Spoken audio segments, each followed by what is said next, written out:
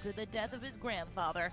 It's the lead single off McCreary's third album, Seasons Change. That's entertainment. Jennifer Bolsoni, NBC News Radio. As you all know, our Relay for Life event is right around the corner. We're taking on our... All right, 1 minute, guys.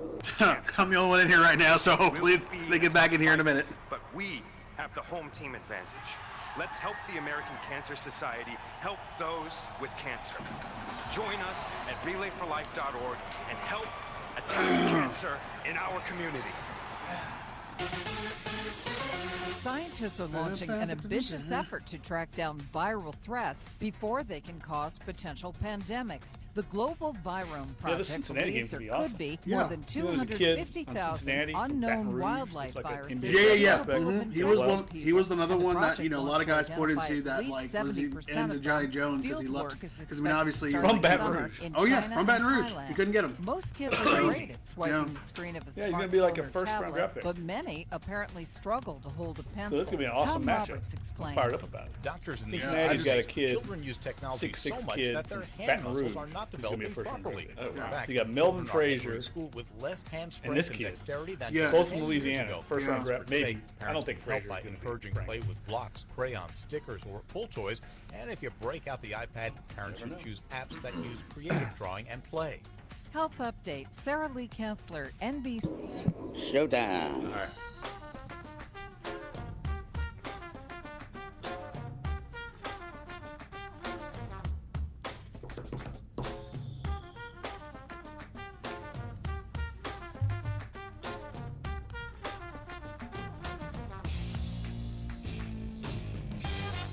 Dunc and Holder on a Wednesday, February 28th, one day away from March. Pretty amazing when you think about it. Time always seems to fly. Yeah, it's always like you think it's football season and all of a sudden you get to March and it always seems to fly. I don't know. That's just human nature. You know, total just random deep thoughts by Jack Handy. I just went there just to open the show. Sorry, guys. No, you know what? Lowered expectations. We'll be in a press box somewhere, lined up for the kickoff of the 2018 season before you know it. It just seems like that happens. This calendar that we're on, the draft, free agency, it all is a whirlwind. NBA playoffs, the playoff runs getting ready to come up. Pels with a big game tonight against the Spurs.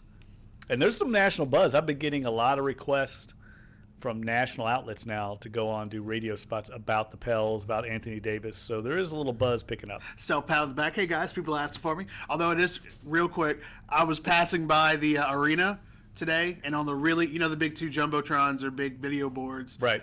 The Pelicans are clearly starting to, capitalize on it. So it was a big board, and it says, "What will AD do next?" And then it has the next home game and a big shot at AD. So. He better score 70 next. I mean, if you're going to throw that out there, he better score 70. But, yeah, the Pelicans, they're on the road tonight. 4-game road trip starts tonight at San Antonio, so definitely a big matchup.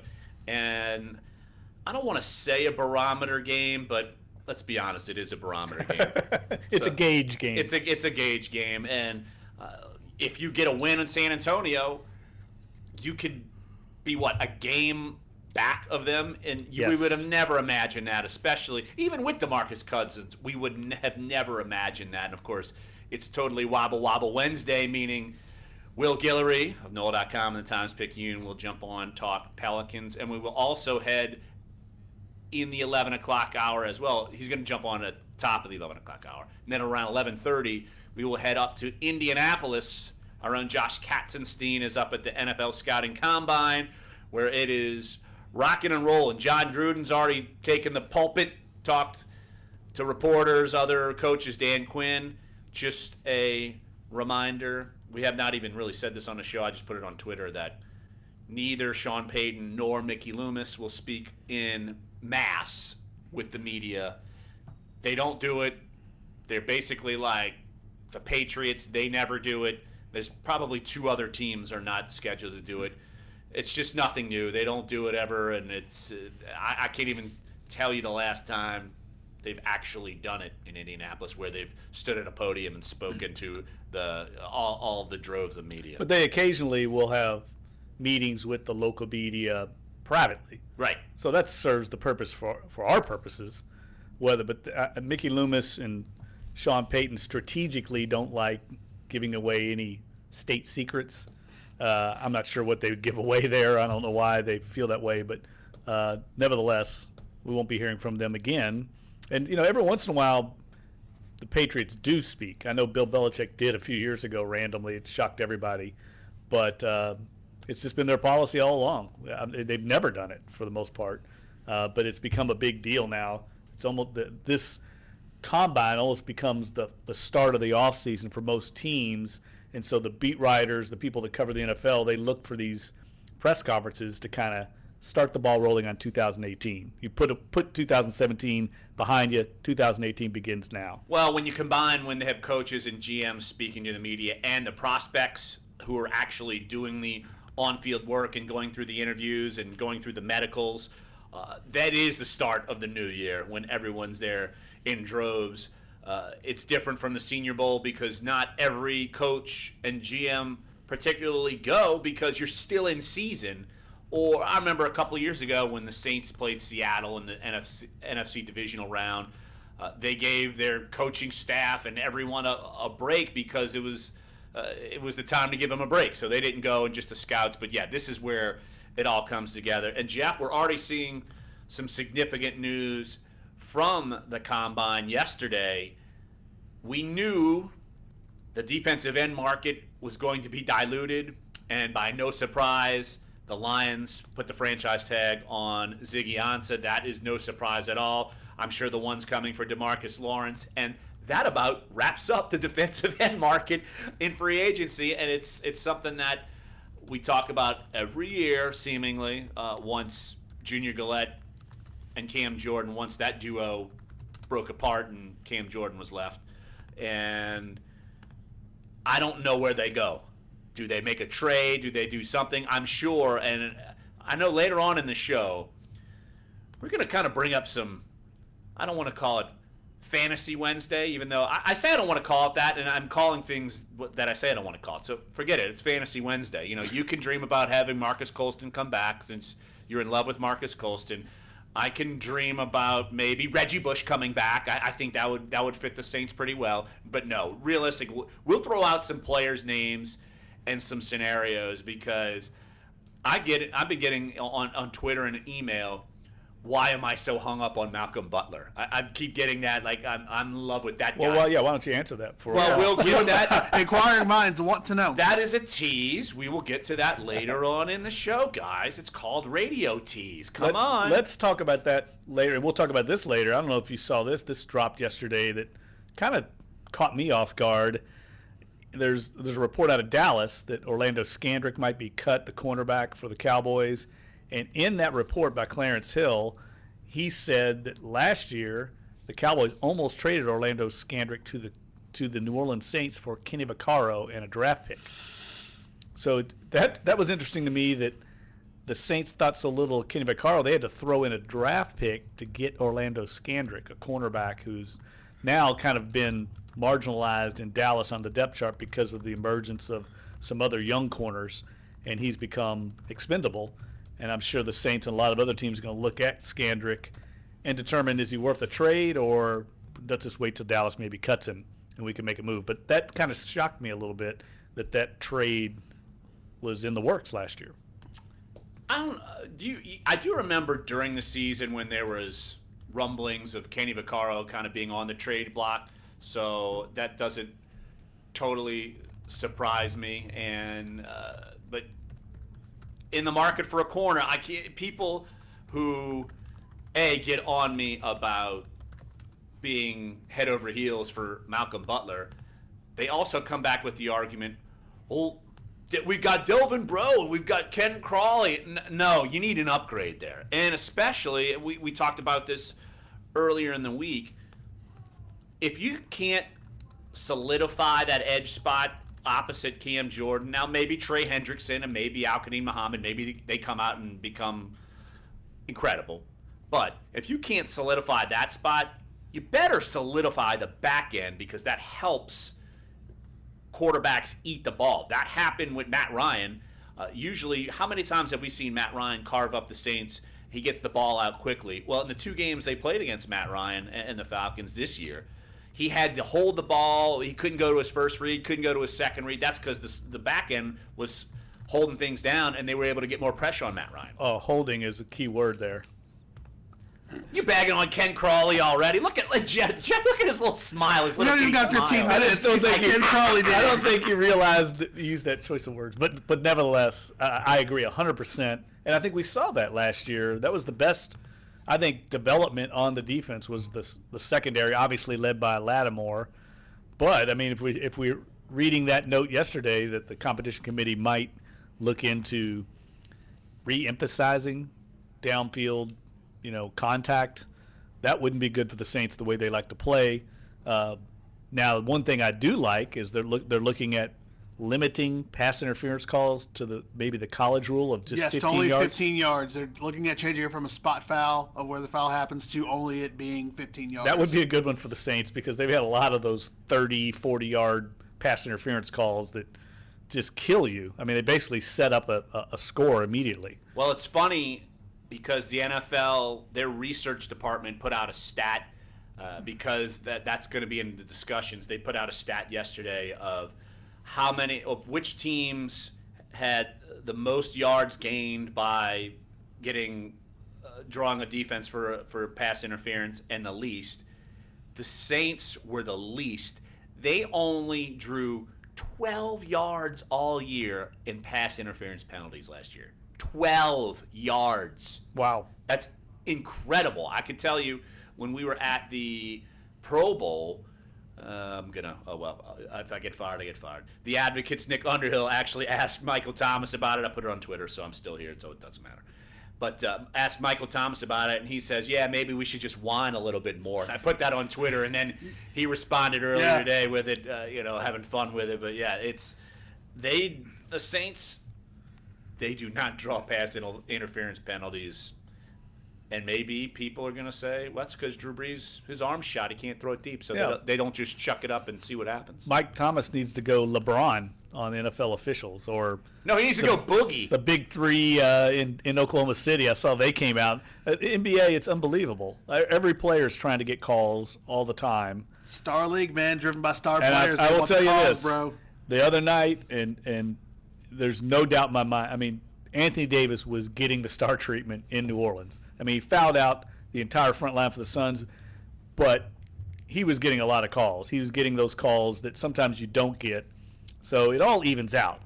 It always for the does. Saints, it didn't even out. They got 12 yards of pass interference. That's a good point. Help. And the Steelers led the league with like 279 yards, so they get the benefit of the calls. Well, maybe Antonio Brown's a little more difficult to defend. Juju Smith-Schuster, man. Can't forget about him. Exactly. So it's that stat was complete.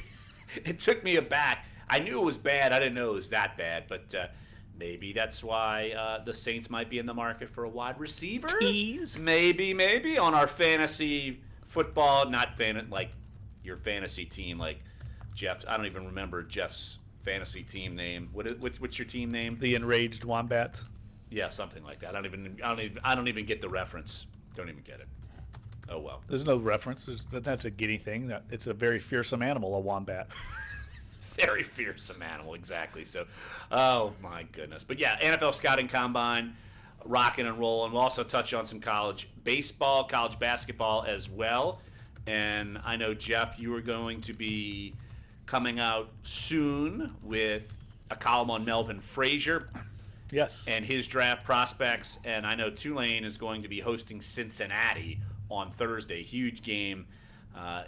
Uptown New Orleans, and will be on ESPN. So, and I didn't realize this, Jeff, that actually Cincinnati has a local product who could also be staring down a good spot in the NBA draft. Yeah, and Eric Collier with Tulane yesterday gave me a little insight into that game. It's the highest ranked opponent to play in Fogelman since 2008, when I guess Memphis came in. They were number 1 in the country and kind of blitzed Tulane, but nevertheless, it's the highest-ranked opponent to come into New Orleans and play in almost a decade. And Jacob Evans, the swingman for Cincinnati from Baton Rouge, I'm not sure what high school. I bet Clyde knows that at some point. But Jacob Evans. Clyde is currently leaning into the computer, digging with his eyes. He has emerged as a big-time draft prospect, probably very similar to Melvin Frazier, kind of a defensive stopper in the 6'6" swingman mode, but his emerging offensive game has made him more attractive. And you just wonder how he got out of Baton Rouge. He went to St. Michael the Archangel. I've never even heard of that school. Yeah, well, St. Michael the Archangel used to be Bishop Sullivan. Oh, okay. Baton Rouge. Yeah, now it's St. Michael the Archangel. So yeah. So you knew a little bit about this kid coming out. LSU recruited him? Oh yeah, recruited him hard. And that was really, it's like we were talking about pre-show.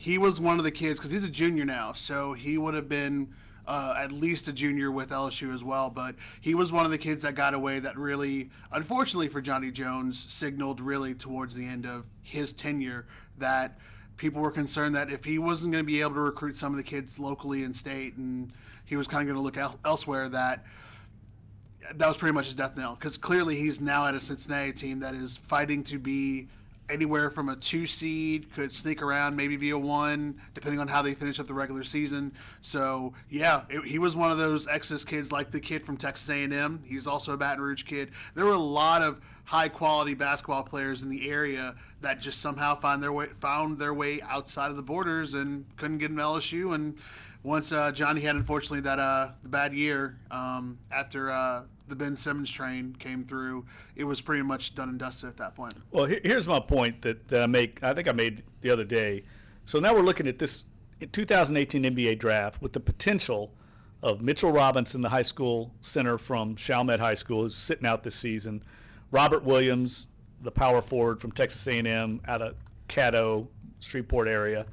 Melvin Frazier from Higgins High School at Tulane, and Jacob Evans from Baton Rouge, who's at Cincinnati. 4 Louisiana high school products that could be in the first, early second round of this draft. It just shows you the amount of talent that comes out of this state, and none of them are at LSU. None of them. So, obviously Will Wade's turning this thing around recruiting-wise, but it also, I think, indicates that you can invest. If you can invest in basketball in this state and become the basketball school, you could have a bounty of talent at your disposal. Jeff, you can never mention the word bounty. What's the matter with you? You are not allowed. I thought we were banned from saying that word. Jeff is I'm not banned from it. Jeff is banned. I'm sorry, the pay for performance program. Pay to injure program. Pay for performance. So the point is, there's lots of great players that come out of this state. I'm going to see one tonight, and my favorite player, Marlon Veal, out of Cox High School, who plays for Southeastern Louisiana. They're playing at UNO in a big Southland Conference game on the lakefront. Hey, break. So I'm looking forward to that. He actually, and we'll get into this later, but Marlon Veal played on the same AAU team as Melvin Frazier.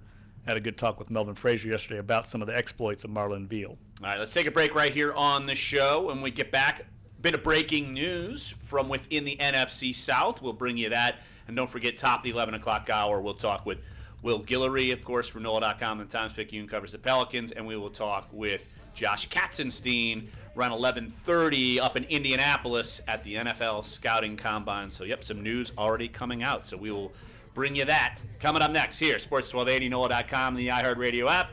Duncan Holder.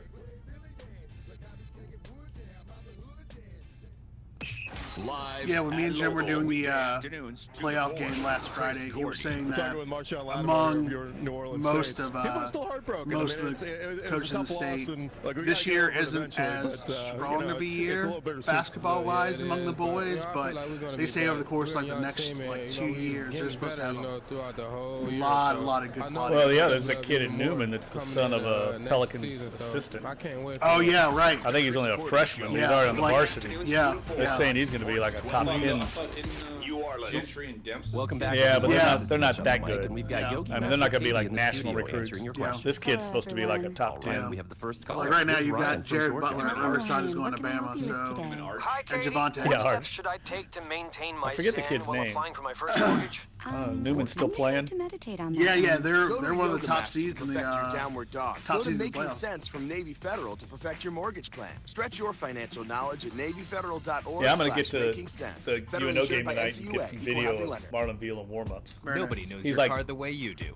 Dunc freak on warm-ups. All right, 2 minutes. And then you're how it only sounds right with a custom exhaust. Well, I mean, his team's as I pointed out to, I guess you can only torpedo one side. As I pointed out to because Graph, there's a difference. Negative Graph. I believe I was at the Pels game Monday night to write about Anthony Davis, and he scored 53 points and had 18 rebounds. Hey, man. It had one of the greatest performances in basketball history. And they're all right here. So if you're good, as opposed to Tulane, you don't have to worry about getting torpedoed. Oh my God.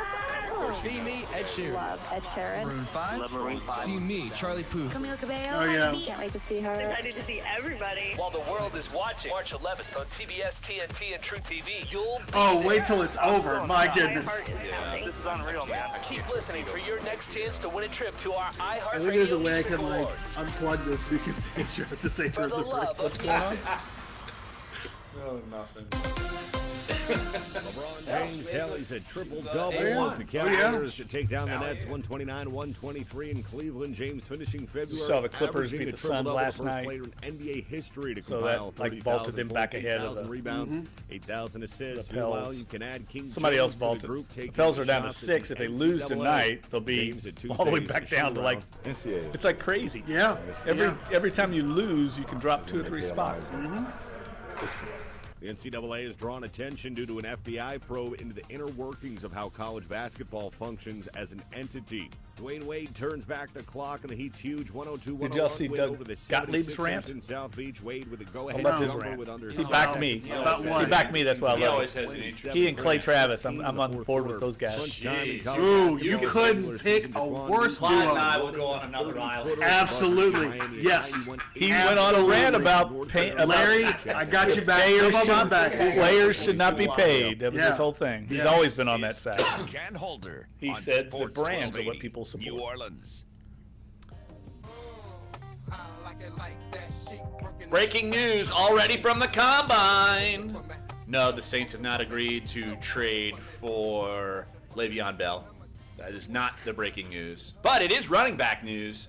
The Panthers have released veteran running back Jonathan Stewart. I think that was kind of in the works, and it's going to be Christian McCaffrey time unless they go and get another running back, which they've only got one seemingly, so you probably will get another one somewhere along the line. But Fozzie Whitaker. Jonathan, well, he's not.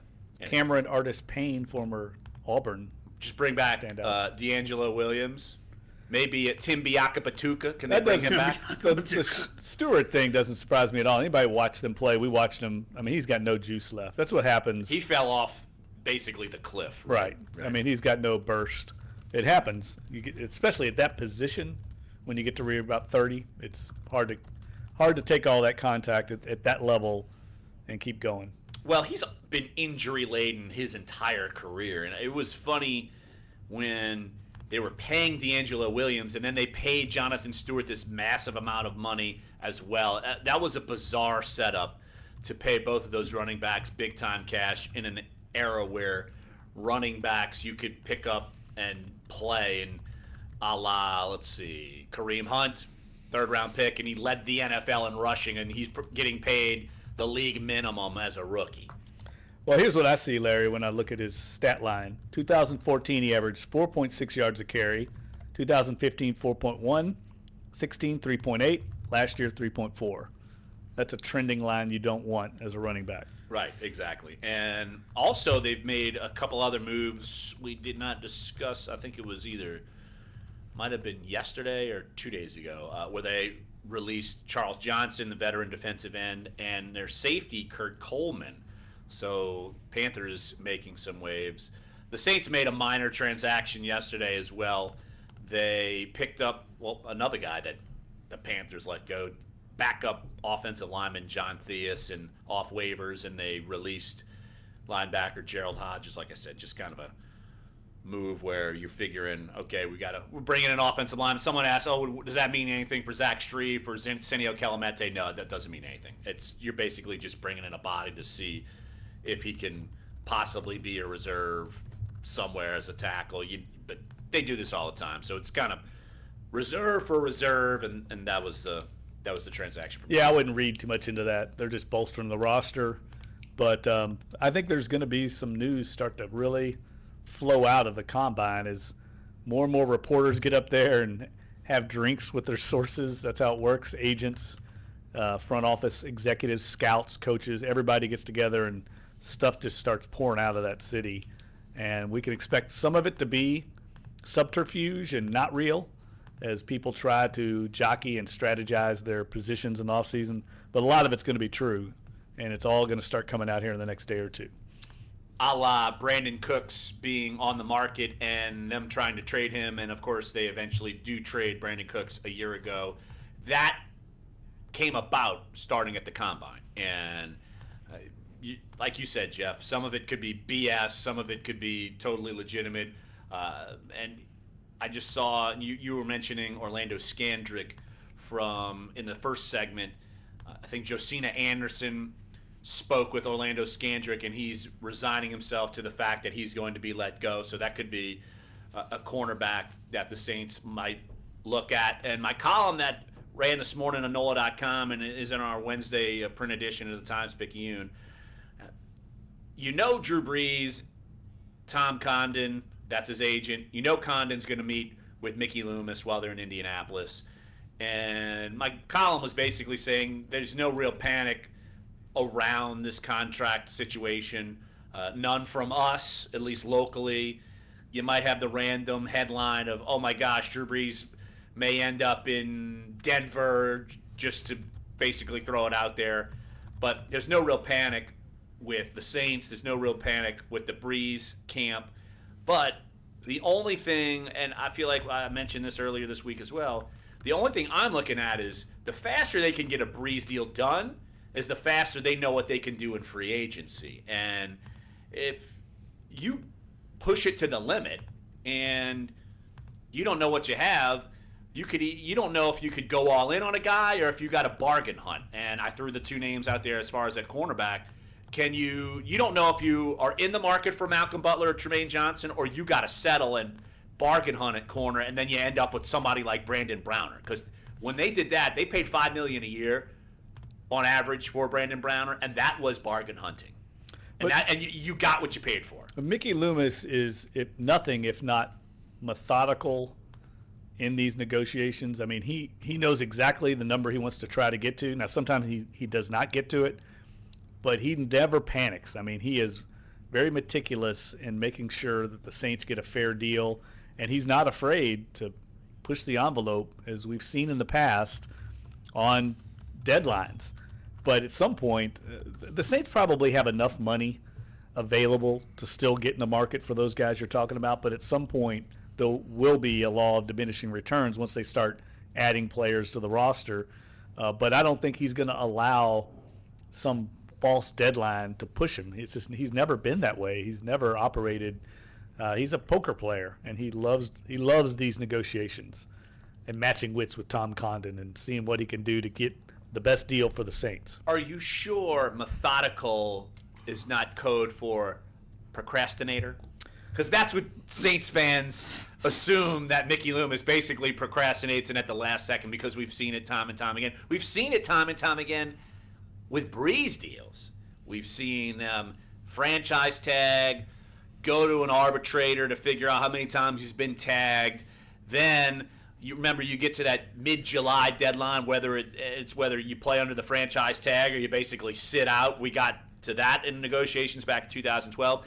Then in these last ones, they got into the season to rework Brees' deal. They had to wait to cut C.J. Spiller to make cap room to make that deal happen. I think there's a little procrastinating there. Well, here's the other. Saying. Look, I'm not disagreeing with you. That's a good point, and I'm not endorsing his methods. I'm just saying that's the way he is. I know. But I do think in this instance, there's no reason for either side to be procrastinating or methodical. We all know the motivation for both sides is to get a deal done. Let's get it done. There's no reason. I just read where the Packers are already working on a new deal for Aaron Rodgers. They're not going through this song and dance of trying to negotiate a deal. They understand Aaron Rodgers is our franchise guy. We want him here. And they're already pushing the envelope to get him done early, even though they don't have to. They're a couple of years early and they're going to reward him, and he's going to end up being the highest-paid quarterback in the league, and probably rightfully so. He's right in his prime. He's certainly the most valuable player on that roster. But I think it's interesting the Packers are not playing some of these games and I'm not sure the Saints are playing a game, but waiting to the last minute. All right, let's take a break right here on this show. Don't forget, top of the 11 o'clock hour, we will have Will Guillory on Talk Pelicans. They're going to be taking on the San Antonio Spurs in San Antonio, not at the basement of the Alamo like Clyde's boy Pee Wee Herman. Just a heads up. You get that reference, Clyde? Yeah, I get that reference. And Did Jeff get it? No. Of course not. Clyde, that's why I went to you with it. Thank you. Good call. You and me on the you're all on the same page. Random obscure, random pop culture references. In the basement I got of the Alamo with Pee Wee Herman looking for his bicycle. 11:30, we'll head up to Indianapolis. Talk with Josh Katzenstein. What the hell was that? Did Trying to do choke on a bone? Yeah. See where I need water like you do. Can of worms you just opened. That's all right. You can go on your. I believe our tagline is. You can go on your Clay Travis, Doug Gottlieb. Smart sports talk. Yeah. You, Clay Travis, and Doug Gottlieb can go on your island. Clyde we'll go on ours. On Pee Wee Herman Island. Or pop culture, random Hootie and the Blowfish Island. We'll go there. So I like Hootie. There we go. Do you like? Stay on your side, Jeff. I'm not going into this. I'm going to go into a Darius Rucker rant. All right, come on back. Sports 1280 NOLA.com, the iHeartRadio app. Dunc and Holder. We'll be on our Pee Wee Island. Yeah, we'll be on our Pee Wee Island. Pee Wee's Herman's Big Adventure. That's what's in it. I just don't remember it. It happened like 30 years ago. It's one of like the greatest. You guys remember this random stuff. Hey man, Fox 8 Weather Center. I'm my brain cells have been burned through. Record highs this afternoon with temperatures getting into the mid-80s and overnight temperatures will fall into the upper 60s on both sides of the lake. We have a front moving in tomorrow, so you'll notice those southerly winds pushing in ahead of it, bringing in more muggy air. But it looks like we'll see a few showers sparked up for your Thursday. From the Fox 8 Weather Center, I'm meteorologist Shelby Latino. Have a great day. Sponsoring a child with compassion is the most I just looked effective up way to Jan end Hicks. There's extreme no such child thing as poverty. Jan Hicks. Release a child from Got the poverty wrong name? in Jesus' name. Sponsor a child now at compassion.com. What's going on with Sally Ann Roberts? Did she retire? Yeah. Today was her last. Today was her last show. Fried chicken in town. What? I'm sorry. I'm just not that big of. Oh yeah, but to say you didn't hear anything we just said? I was mentioned. I couldn't hear y'all. Open Monday through Saturday from 11 a.m. to 9 p.m. with 2 locations. About today, yeah. He's not going to say it because YouTube. Between Bonneville and Lake Avenue, or in Kenner at 910. But as soon as the show's over, cut it early.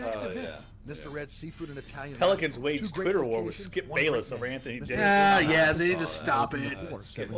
It's fun. It was funny the first time, but then now it's just getting too much. The following was inspired by a Navy. No one watches FS1. No one watches Undisputed. No one cares. He's fine. Such a good call. Oh, we needed this. Then the guy I follow on Twitter, he's like, I don't know why you'd respond to Skip Bayless, but no one writes.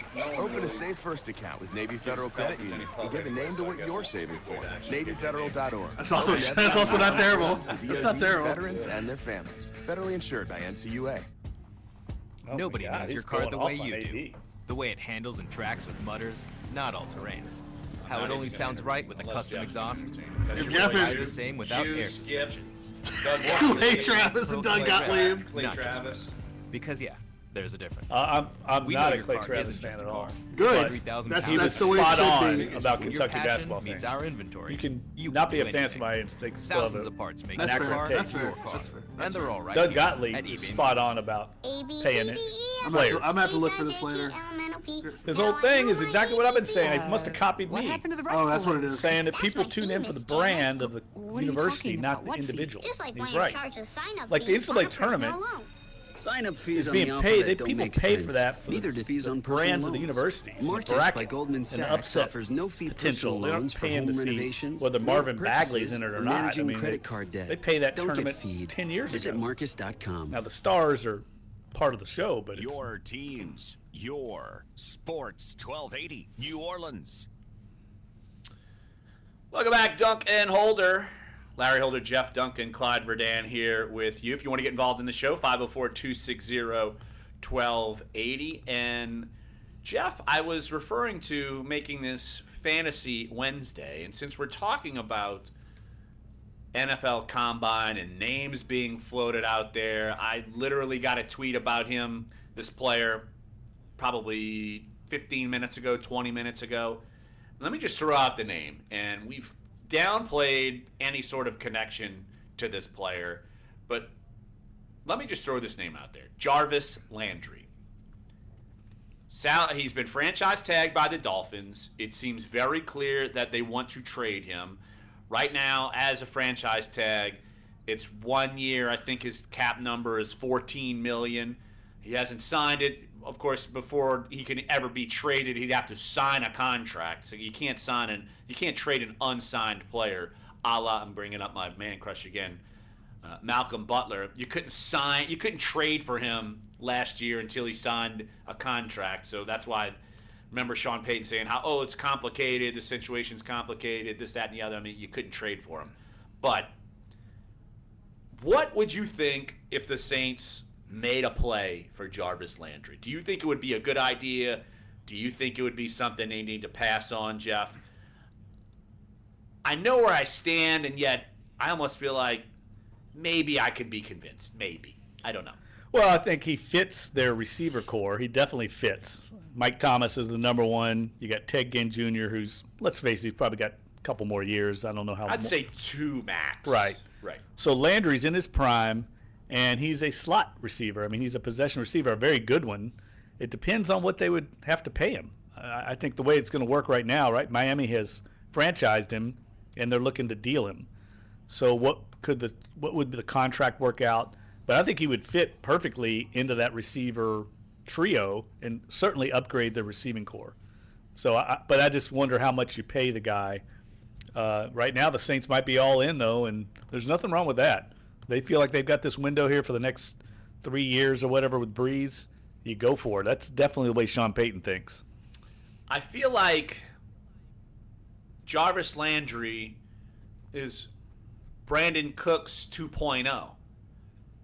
Cooks is faster. He knew the offense. They were highly potent with Brandon Cooks, and then they traded him. And look, at times we've seen Jarvis Landry be a little volatile, but would Jarvis Landry be open to a long-term deal, say, with the Saints because it's local ties? Where did he go to high school, Claude? Lutcher, right. I knew he was up in the river parishes. Of course, he went to LSU. And would he fit? I think he would absolutely fit. I totally agree with you, Jeff. He would be the perfect complement to Michael Thomas. And that would here's the thing. If they would get someone like that, I think it downplays your need for a tight end. Yes, I agree. Because we've seen when you've got players like Michael Thomas and Brandon Cooks and, well, Willie Snead, well, he's not around anymore, essentially not around anymore, even though he's still got 3 more weeks under contract with the Saints. But you put those guys together, and you see in 2016, they didn't need Kobe Fleener to be a weapon. They didn't need Josh Hill to be a weapon. Now, 2 years ago, they needed Ben Watson to be a weapon because they basically just had Brandon Cooks and really nobody else. And if they do that, you don't spend on a tight end, you'd be spending on a wide receiver. It would also eliminate something you would need in the draft because he would be contract long-term, and then you're eventually going to long-term Michael Thomas. But I don't know. I don't know how much you want to pay Jarvis Landry. If you weren't ready to pay Brandon Cooks, how much would you be willing to pay Jarvis Landry? I think that's my dilemma with the whole thing. Here's what I think. I think the Saints have probably done their autopsy on the 2017 season, and one of the things I think they delved into was their struggles on third down, which we all know has been well documented. They dropped off considerably. When was that all Brandon Cooks? I don't know. But I think whatever they determine is going to be a big influence on this offseason player procurement phase. And I think it could be a guy in the slot like a Jarvis Landry. Now, Mike Thomas ranked 4th in the NFL last year. He had 21 third down receptions that gained first downs, converted first downs. Jarvis Landry was tied for 16th with 16. So you throw him in there with Mike Thomas. Now defenses have a few more concerns than they had maybe defending the Saints in the past. I think that's going to be a point of emphasis for Sean Payton and his staff this offseason, improving third down, and I think Jarvis Landry would improve the Saints' third down offense. Now, remember last offseason they had a decent amount of cap space, and they were able to sign a couple of, I'd say, pricey contracts. The Nick Fairley deal was pricey, yet market value. The Larry Warford deal was pricey, yet market value. I think the Saints have a couple of shots to do the same this year, even with Drew Brees. I mean, they're going to have to figure that deal out and get it done. And if they need to make some other moves, say they do unload Kobe Fleener, say they do unload Zach Strief, because that is something you've got to consider because you've got your starting right tackle. You've got Ryan Ramczyk. He's not going anywhere. And if Zach Strief were to, say, retire or they release him, you would save some money, and so you can put it toward the salary cap.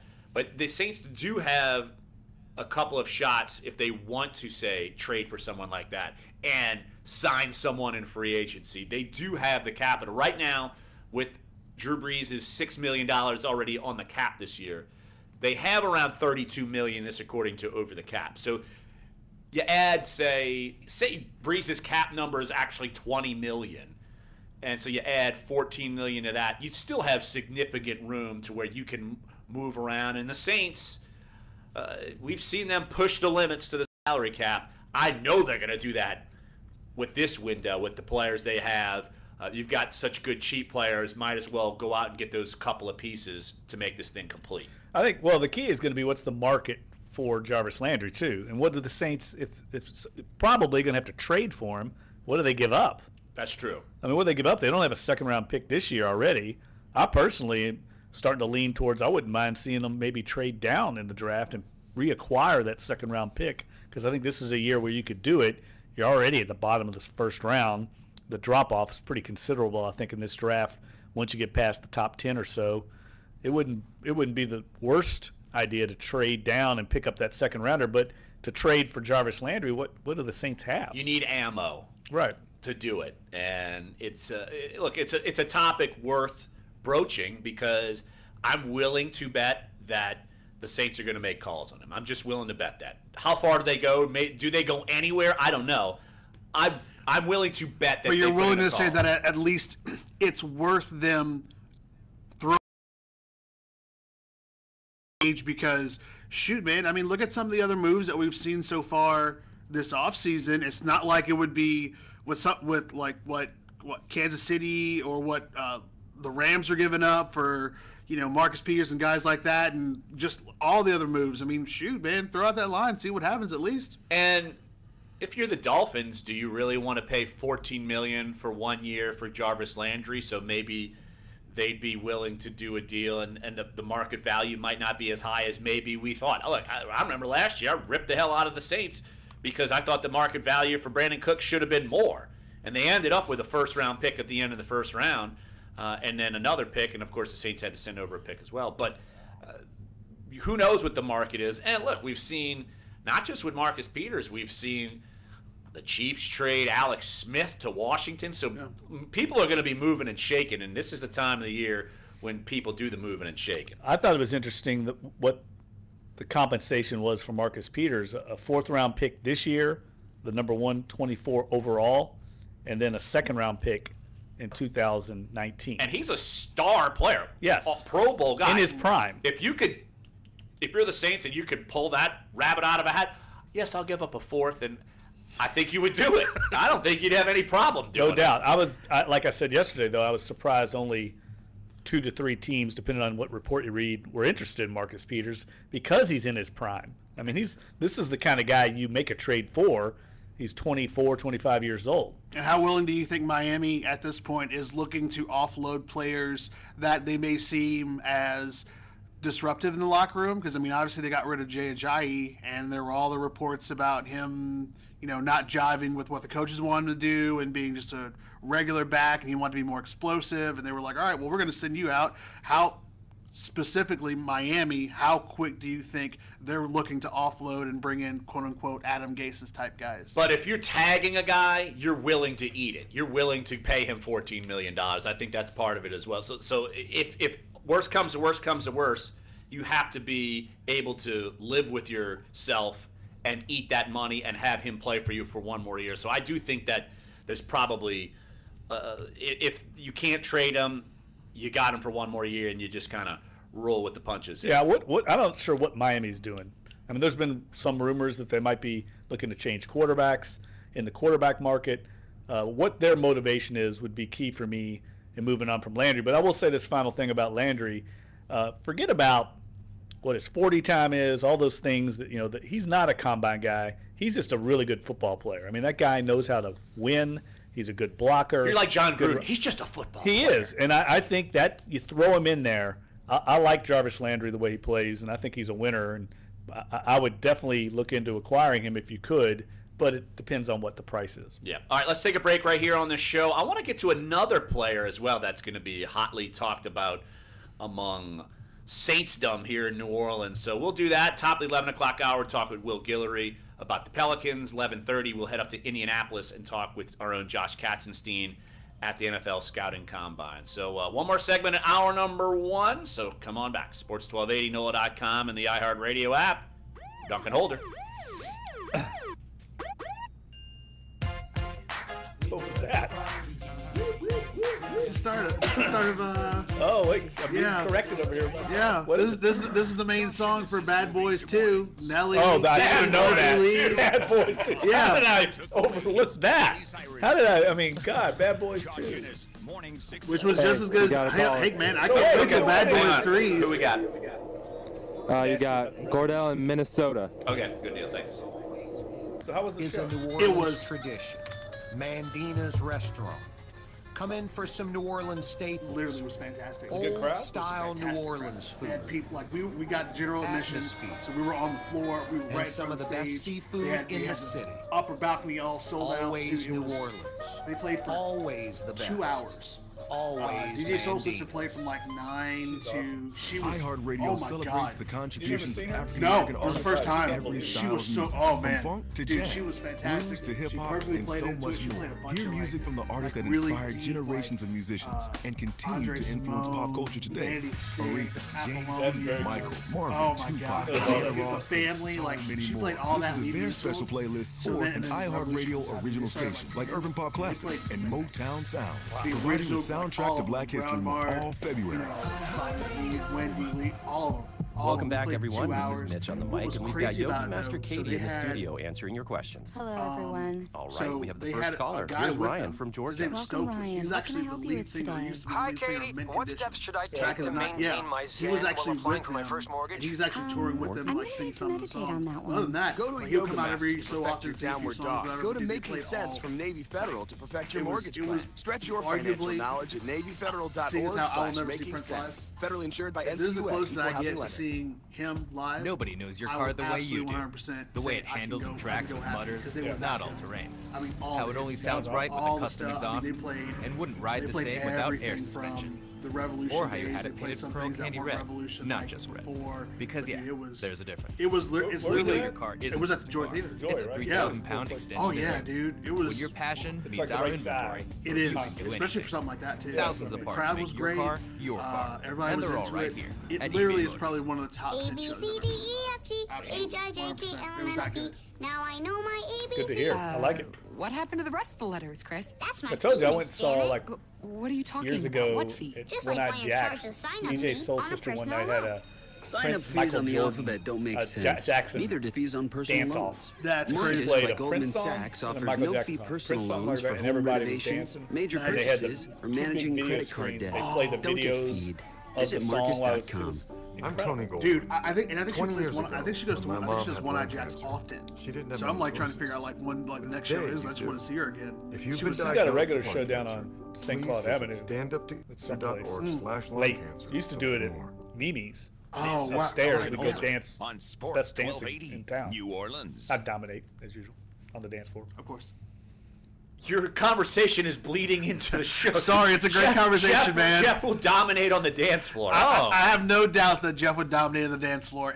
For those who are not on the YouTube stream, Jeff and I were having a conversation last Thursday. I had the privilege of going to see the Revolution in concert.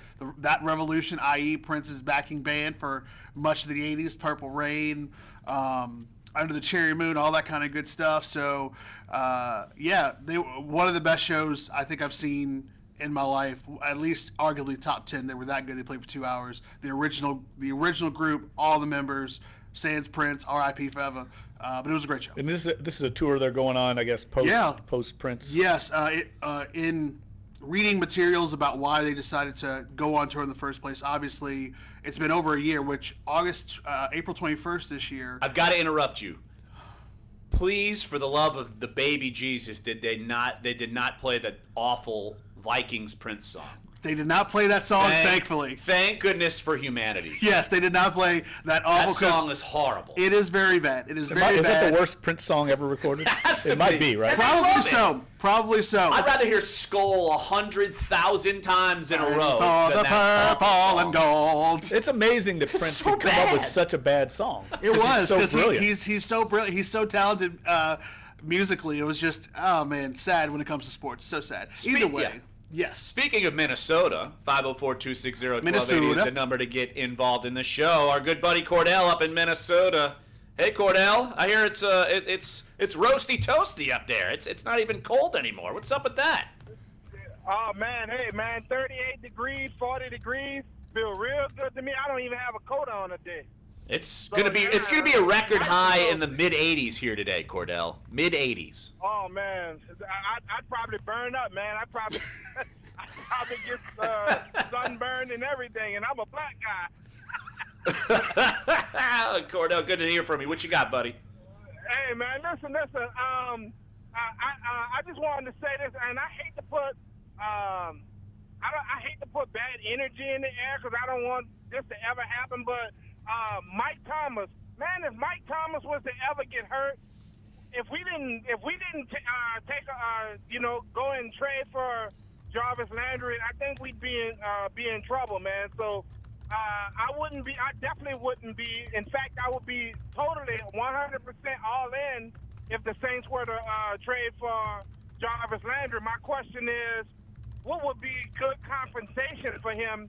And then my next question is, do you think Orlando Scandrick is an upgrade from Ken Crawley and Delvin Breaux? Because I'm not sure. You know, he's like on the same tier if you ask me. I would more, rather them go after Tremaine Johnson or either. If they can find a guy in the draft, that falls to them again, go with that guy. But I just wanted to know your thoughts on that. All right, Cordell. Hey, appreciate the phone call. I'm glad you're enjoying the balmy 40-degree weather up in Minnesota. I don't feel like I know enough about Orlando Scandrick. Does the name dazzle me? No. Look, if you're going to sign him, you better not break the bank on him. And I think, and I know Jeff's in this boat too, I'm not going to bag on Ken Crawley, but you could certainly upgrade on Ken Crawley. And we don't know what Delvin Breaux has left in the tank. I think he's a great guy, but if you're telling me football, what does he have? I don't know at this point. Yeah, I don't know enough about Orlando Scandrick, to be honest with you. He's not a guy that, you're right, he doesn't move the needle when you hear about a trade for him. But I think the Saints personnel department will definitely be looking into it. And the fact that they were interested in trading for him a year ago lets you know that their personnel department has already given some kind of sign-off on him. Now, how did he play this past year? I don't know.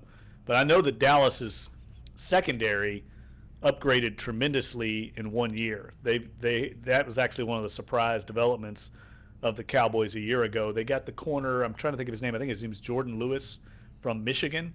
That actually, I think at one point in my 1,000 mock drafts I had a year ago, I projected to the Saints. And I think they got him in like the second or third round, and he's emerged as like a starter and very good. Actually, a lot of people thought was the best rookie cornerback in the league after Lattimore and Tre'Davious White. That's fair.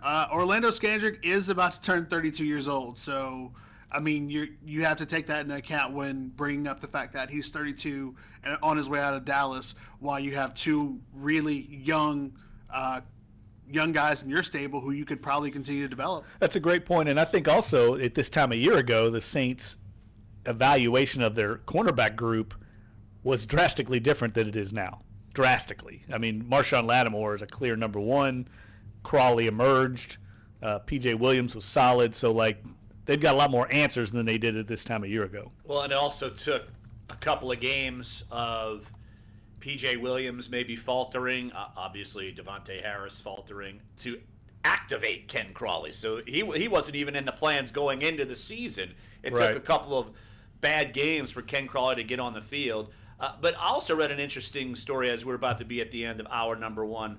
I read an interesting story. Maybe we can dive into this later on in the show or in shows leading up to free agency. But Connor Orr from MMQB, Sports Illustrated, wrote an interesting story about how the slot cornerback has become a very important specialized position that because it's certainly different than playing on the outside. It's almost become its niche position, and teams are looking heavily into that. So, all right, hour number one is up. Hour number two is on the way. So, come on back. Sports 1280, NOLA.com, and the iHeartRadio app. Dunc and Holder.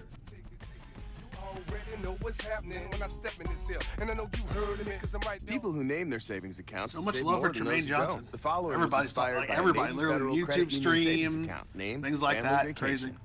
As much as I talk about Malcolm Butler, if they got Jermaine Johnson, that would be good too. Although I would be either or. I just searched his name though, and apparently between either the Rams want to re-sign him after the Rams want to re-sign him after Marcus Peters, or he's the Raiders' top free agent target. The DoD, veterans, and their families. Federally insured by NCUA. 247 and silver and black pride. Nobody knows your card the way Yeah, you it sounds like the way it handles and tracks with Yeah, it sounds like how it only sounds right with a custom exhaust, and wouldn't ride the same without air suspension. Rams. Or how you had it painted pearl candy red, not just red.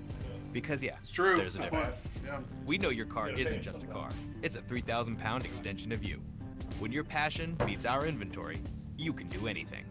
Thousands of parts make your car, and they're all right here at eBay Motors. WODT WNOE FM HD2 New Orleans. Listen on the free iHeartRadio app. Search Sports 1280.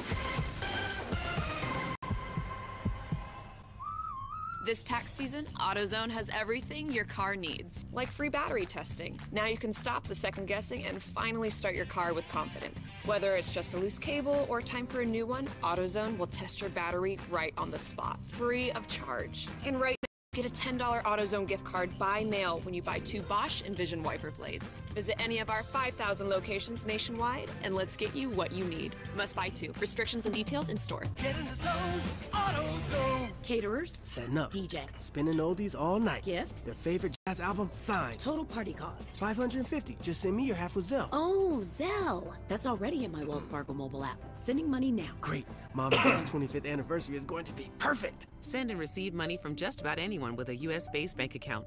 Wells Fargo, building better every day. Not available with Opportunity Checking or Opportunity Savings accounts. Terms and conditions apply. The Zelle service is property of Early Morning Services, LLC, Wells Fargo Bank, and a member FDIC. Running low on the stuff you need? Time for a Target run. We're here for all the big moments and the little ones too, like having everything on hand. Get a free $5 gift card when you spend $25 on healthcare, like Advil and Allegra.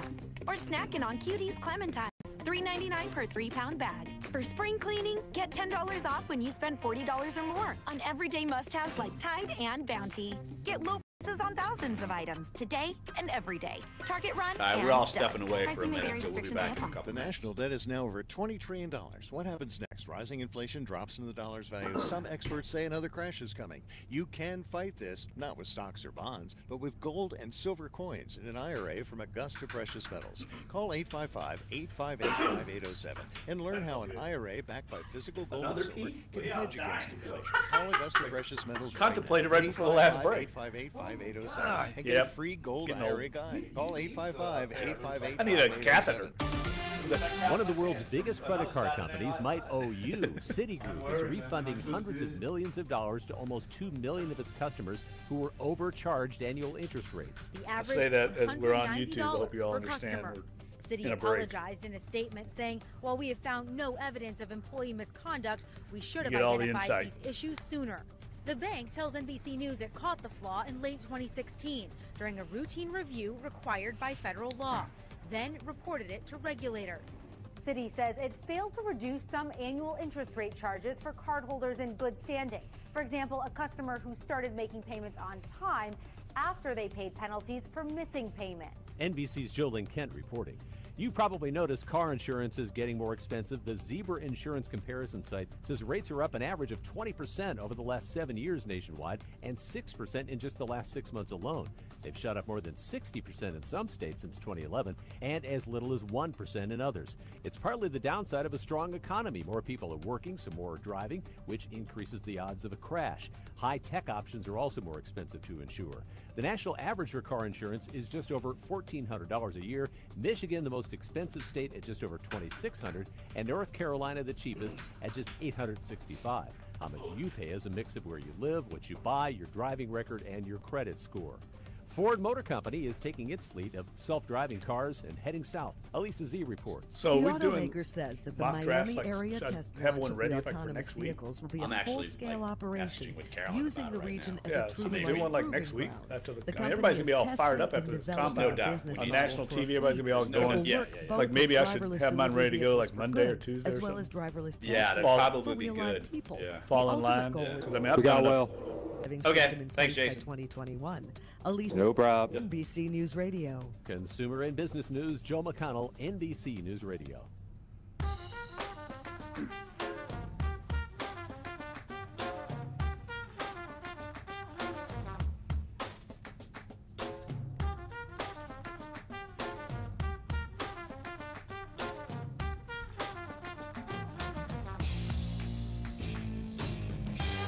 Dunc and Holder, hour number 2 on a Wednesday, February 28th. And it wouldn't be a Wednesday without our man Will Guillory on a Wobble Wobble Wednesday. And Will, you apprehensively allowed me to get back on the bandwagon last week. Now I think I'm strapped in. I'm ready for the ride with the Pelicans winning 6 in a row, even though that ride could be bumpy.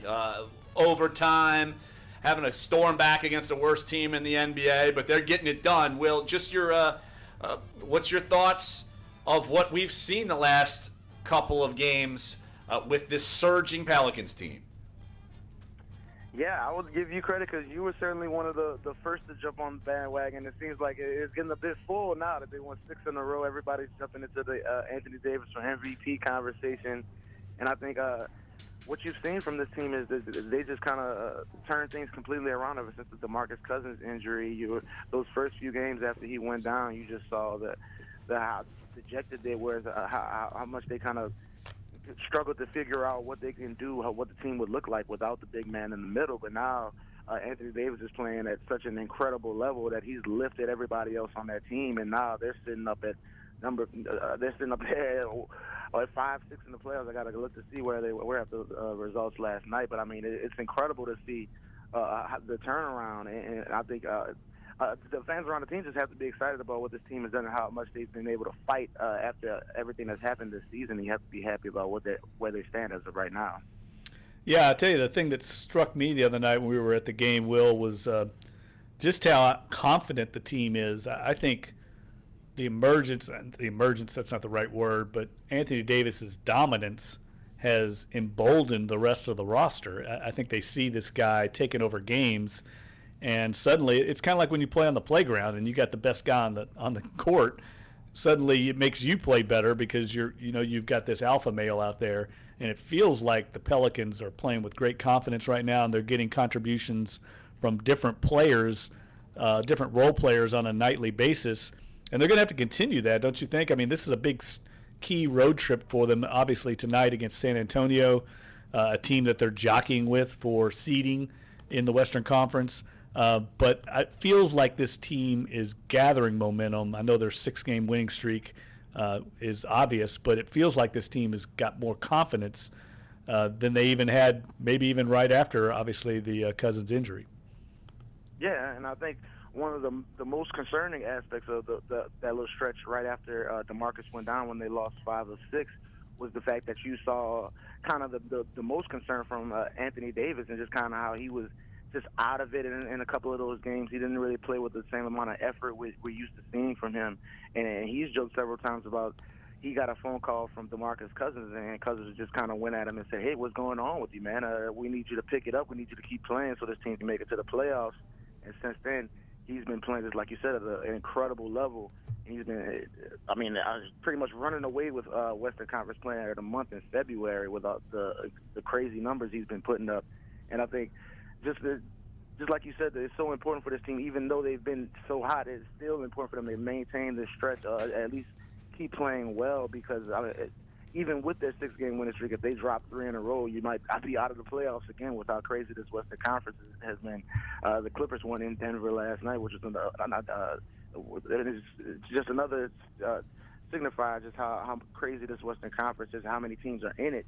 And you're going to have to keep playing well, and they're going to need Anthony Davis to keep playing at a high level if they want to stay in this thing. And if he does, if Drew Holiday keeps playing the way he has, if Rajon Rondo can keep giving them that consistent play at the point guard spot, you got to think they have a good chance to stay in it. But if they have another week where they dip down, they might be staring at that 8-9 spot again. And it's crazy just how highly competitive this Western Conference is.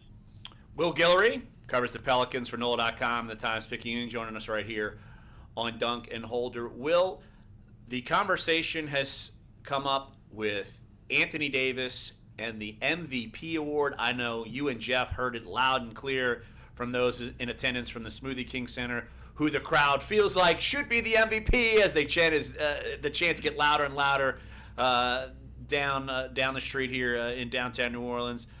How legitimate is his case for the MVP? I would say at this point, he still has a bit of a way to go just because James Harden has been so good this year, and the Rockets are putting up have an incredible record when he and Chris Paul are both in the lineup. So I would say James Harden is the pretty sizable favorite at this point. But I think if the Pelicans can move up and get around maybe that 3-4 spot in the Western Conference, you have to think he's in it just because of the numbers he's been putting up and the way he's carried the team ever since DeMarcus Cousins went down. And I think there's just a storyline behind what Anthony's done and after DeMarcus went down, and the way he's carried the team has to put him at least in the conversation with Harden. But I would say Harden is the big favorite, and I think, of course, LeBron James is always in that conversation. Kevin Durant is probably in it as well. But I would think the Pelicans would probably have to do a little bit more winning to move up. I would say at the very least, I would think they probably would have to have home court advantage just to have a legitimate case against James Harden. But as of right now, I think Harden is the pretty big favorite just because of what he's been able to do all season. Hey, Will, one of the things, especially with the AD talk that we also talked about yesterday, was just an overall state of the Pelicans as an organization and their kind of cementing or trying to cement their role in the city. And I know yesterday, a lot of talk was being made back and forth between a lot of the people who cover the Pelicans and talk about the Pelicans about, things they can do to kind of up the fan support. And I know between you, Mason Ginsberg, things like that, I just wanted to get, some of the conversations that I'm sure you guys have had about things that the Pelicans can either start doing, or the idea that the Pelicans aren't as supported as what they are in terms of like when inevitably people start talking about how much the Saints are loved and adored here after, 50 years in the city. Yeah, absolutely. I think first off, that New Orleans is always going to be a football-first city. Everybody around here loves the Saints. I think the people in the Pelicans organization know that Anthony could drop 50 every game for the rest of the season, and it's still be a Saints town. That's just the way it goes. But I think they've made a conscientious effort of kind of doing more stuff around the game day experience side of things to get fans more into it. But I think there's still a lot that they can do to make the experience more more enjoyable for fans. And I think part of it is that when you go to a Pelicans game, even with Anthony doing the incredible things he's doing, it's obvious to see just the big chunks of the arena where it's just empty seats, and the attendance isn't quite where it should be for a team that has one of the top 3, maybe 5 guys in the league playing at such an incredible level. So I think part of it is that the Pelicans just need to do a better job with the game day experience side. Personally, I've complained multiple times about the music at the games. I'm not a big fan of the 1980s playlist that they go through. Will, do you understand that playlist is literally a decade old? It's the same music that's played for at least a decade. Like when Clyde was working for the Hornets, that music was all the same. I'm surprised they don't just throw Eldon Campbell's name on the big screen and start saying, "Homie, don't play that," and revisit that just because they think it's fun. Although I do love it in living color. I mean, the last game, there was literally a dance cam with the Tootsie Roll. I mean, that's all you need to know, Tootsie Roll. I don't know what year the Tootsie Roll Jeff, do you know the Tootsie Roll? So you're talking about your dance moves. You should be playing the Tootsie Roll on dance cam in 2018. That might be before my time, Tootsie Roll, which is saying something. Oh, my gosh. No, but I'm with you on that. I mean, but you know what? I'm a big believer in it shouldn't take these, and I know what you're saying, Will, and I totally agree. Like, I think the Pelicans do a good job with their in-game entertainment, but it shouldn't take gimmicks and musical entertainment and the red panda to get you out to the game. This team is in the middle of a playoff run. They've actually overachieved, I think, in the wake of Cousins' injury, and you've got a seminal, transcendent talent playing at an all-time high level. That should be enough to get you out, especially when we're not in football season anymore. What else is there to do sports-wise in this town on a Friday night or a Monday night? Go out and pull for the Pelicans, and this team is giving great effort right now. I think that's been an issue in the past. It's not an issue now. So I don't know what it's going to take to get people to come out. I don't know if it's going to take them getting in the playoffs and winning a series or something to get people on board. But right now it seems like people are still in show-me mode. I completely agree, and I think it's a shame, just like you said, that Anthony Davis is doing all of the things he's done for this team ever since DeMarcus went down, and they're playing with such incredible effort that you can't really pack the house the way you would want to. But I think as we get closer to this playoff push, and I think once fans really start realizing that, hey, this team has a really good chance of making the playoffs, or maybe they have a really good chance of pushing for home court advantage, which is incredible considering the way they looked after DeMarcus Cousins first went down. I think you'll start to see more fans coming out, because I think when this team was during the Chris Paul era, when they were in those big playoff games, you saw the then New Orleans arena was a packed house, and I think there's plenty of fans around the city that enjoy the basketball team, but I think there's a lot of skepticism with this team. It was just how they've kind of struggled to kind of get out of their own way the past few years, and how there's been optimism going into seasons, but then things are kind of falling apart, and I think there's a lot of the fans are just kind of taking that wait-and-see approach with this team, and I think if Anthony hasn't done enough yet to kind of get them out of that mode, I don't know what else he needs to do. Will Guillory, NOLA.com, Times Picayune, covers the Pelicans for us, of course, so right here on Dunc and Holder. Let's move it forward. Tonight, San Antonio, obviously a big game. San Antonio is not in a distance. You're not seeing them from afar. They're right in front of you in the playoff race. What are your chances, you feel like, tonight against San Antonio on the road?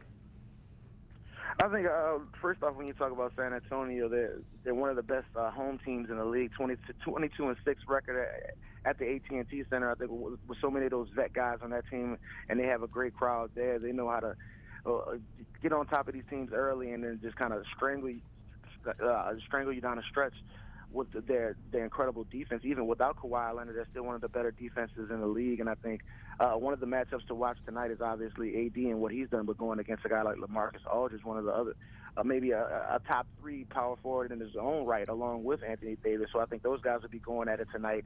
And a lot of the result of tonight, I think, will be dictated with which one of those guys can kind of dictate the way this game's go. Obviously, AD is one of the better running big men. The Pelicans are playing at the fastest pace in the league since DeMarcus Cousins went down. So if you see Anthony catching those lob dunks, running the floor, getting those offensive rebounds, I think the Pelicans will have a great shot. But if you see a lot of LaMarcus Aldridge in the post, shooting those fadeaways, shooting those hook shots, I think it'll probably go to San Antonio's way. So I think that's the big matchup. And just making sure that you can keep Drew Holiday and Rajon Rondo playing it the way they've played as of late, I think that'll be big for this team, just because you can't depend on Anthony to do everything. And I think Drew Holiday's play has been a big part of the team's recent success as well.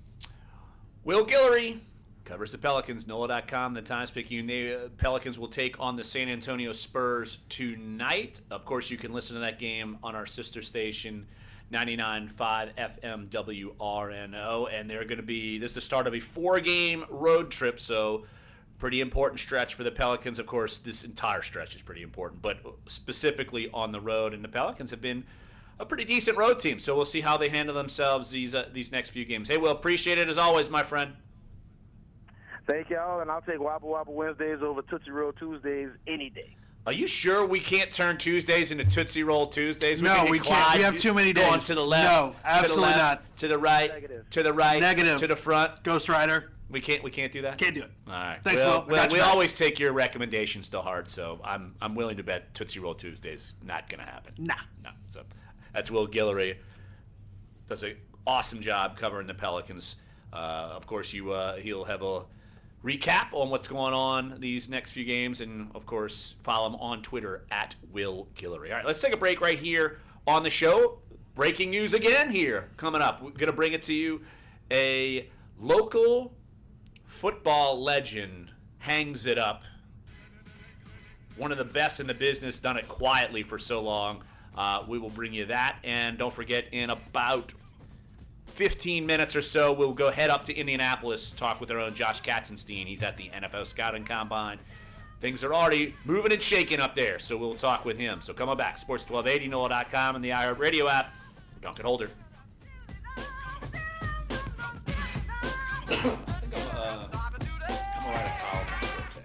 Hi, Eric Asher, host of Inside New Orleans. Been in the business now for 16 years, talking sports, politics, and news. Talking everything New Orleans, everything Louisiana. Looking forward to joining the crew, as we'll tell it like it is each and every day. Eric Asher, weekdays, noon to 2, Sports 1280 New Orleans. One day after Papa John's separates from the NFL, Pizza Hut signs a deal. Wonderful.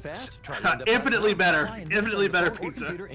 Upgrade. I actually like Papa John's. I can't tell you how much I hate it with every fiber of my being. 3 bad pizza not a direct delivery in Ohio and I like it better than Domino's. Welcome back, everyone. Really? Pizza Hut. Oh, yeah. Yeah. Katie in the they got the little studio spice answering your packs. I like questions. that. But I don't like any of them. Caller. Here's I Ryan go from Georgia. Pizza Dominican. Ryan, what can I help you Oh, with yeah. today? Oh, had that. Dude, had that. Cavalinos, come on now. I went to Dominica before the show. You need to meditate on that one. Go to a yoga master. The Revolution show last night. Yeah. Go to this show. Yeah. I'm like, damn. I went to Dominica. Breakfast at the Roosevelt. I go like once every week, 2 weeks. I get Uber Eats from them. Oh, really? Yeah. They do Uber Eats? The way it Oh, wow, I didn't handles realize and that. tracks with Awesome. Not all terrain. Wow. Because then I could just How it only work sounds at right home, with the get custom that exhaust. delivered, Yeah. And and wouldn't then you ride can the eat same it for without air lunch next day or Yeah, leftover. absolutely, Or dude. painted pearl candy red. Not The just meatballs they have there Because, are yeah, off the there's a charts. difference. Yeah, We know it's your like car the, isn't just a car. not goat, It's but a the, 3,000-pound polenta and extension of meatballs you. Yes, and Your sauce. yes. passion meets our inventory. You can do I had to anything. stave myself off the Thousands garlic of parts knots make because your those are car like your car. And they're all right. definitely Oh good. my gosh. Cavalinos, they have James garlic Kelly's knots a and they have triple the double sauce. as the Cavaliers take down the Nets, honey, 129-123 in goat Cleveland. cheese James sauce sounds finishes bizarre, fifth. but Same thing that this guy's have. Oh my God. It's like crazy I good. want to swim in it. I know. Swim in it. You can put a turd right there and throw that sauce on there and you eat it. We're on YouTube. NCAA. So, I'd say it on the air. Lord. No.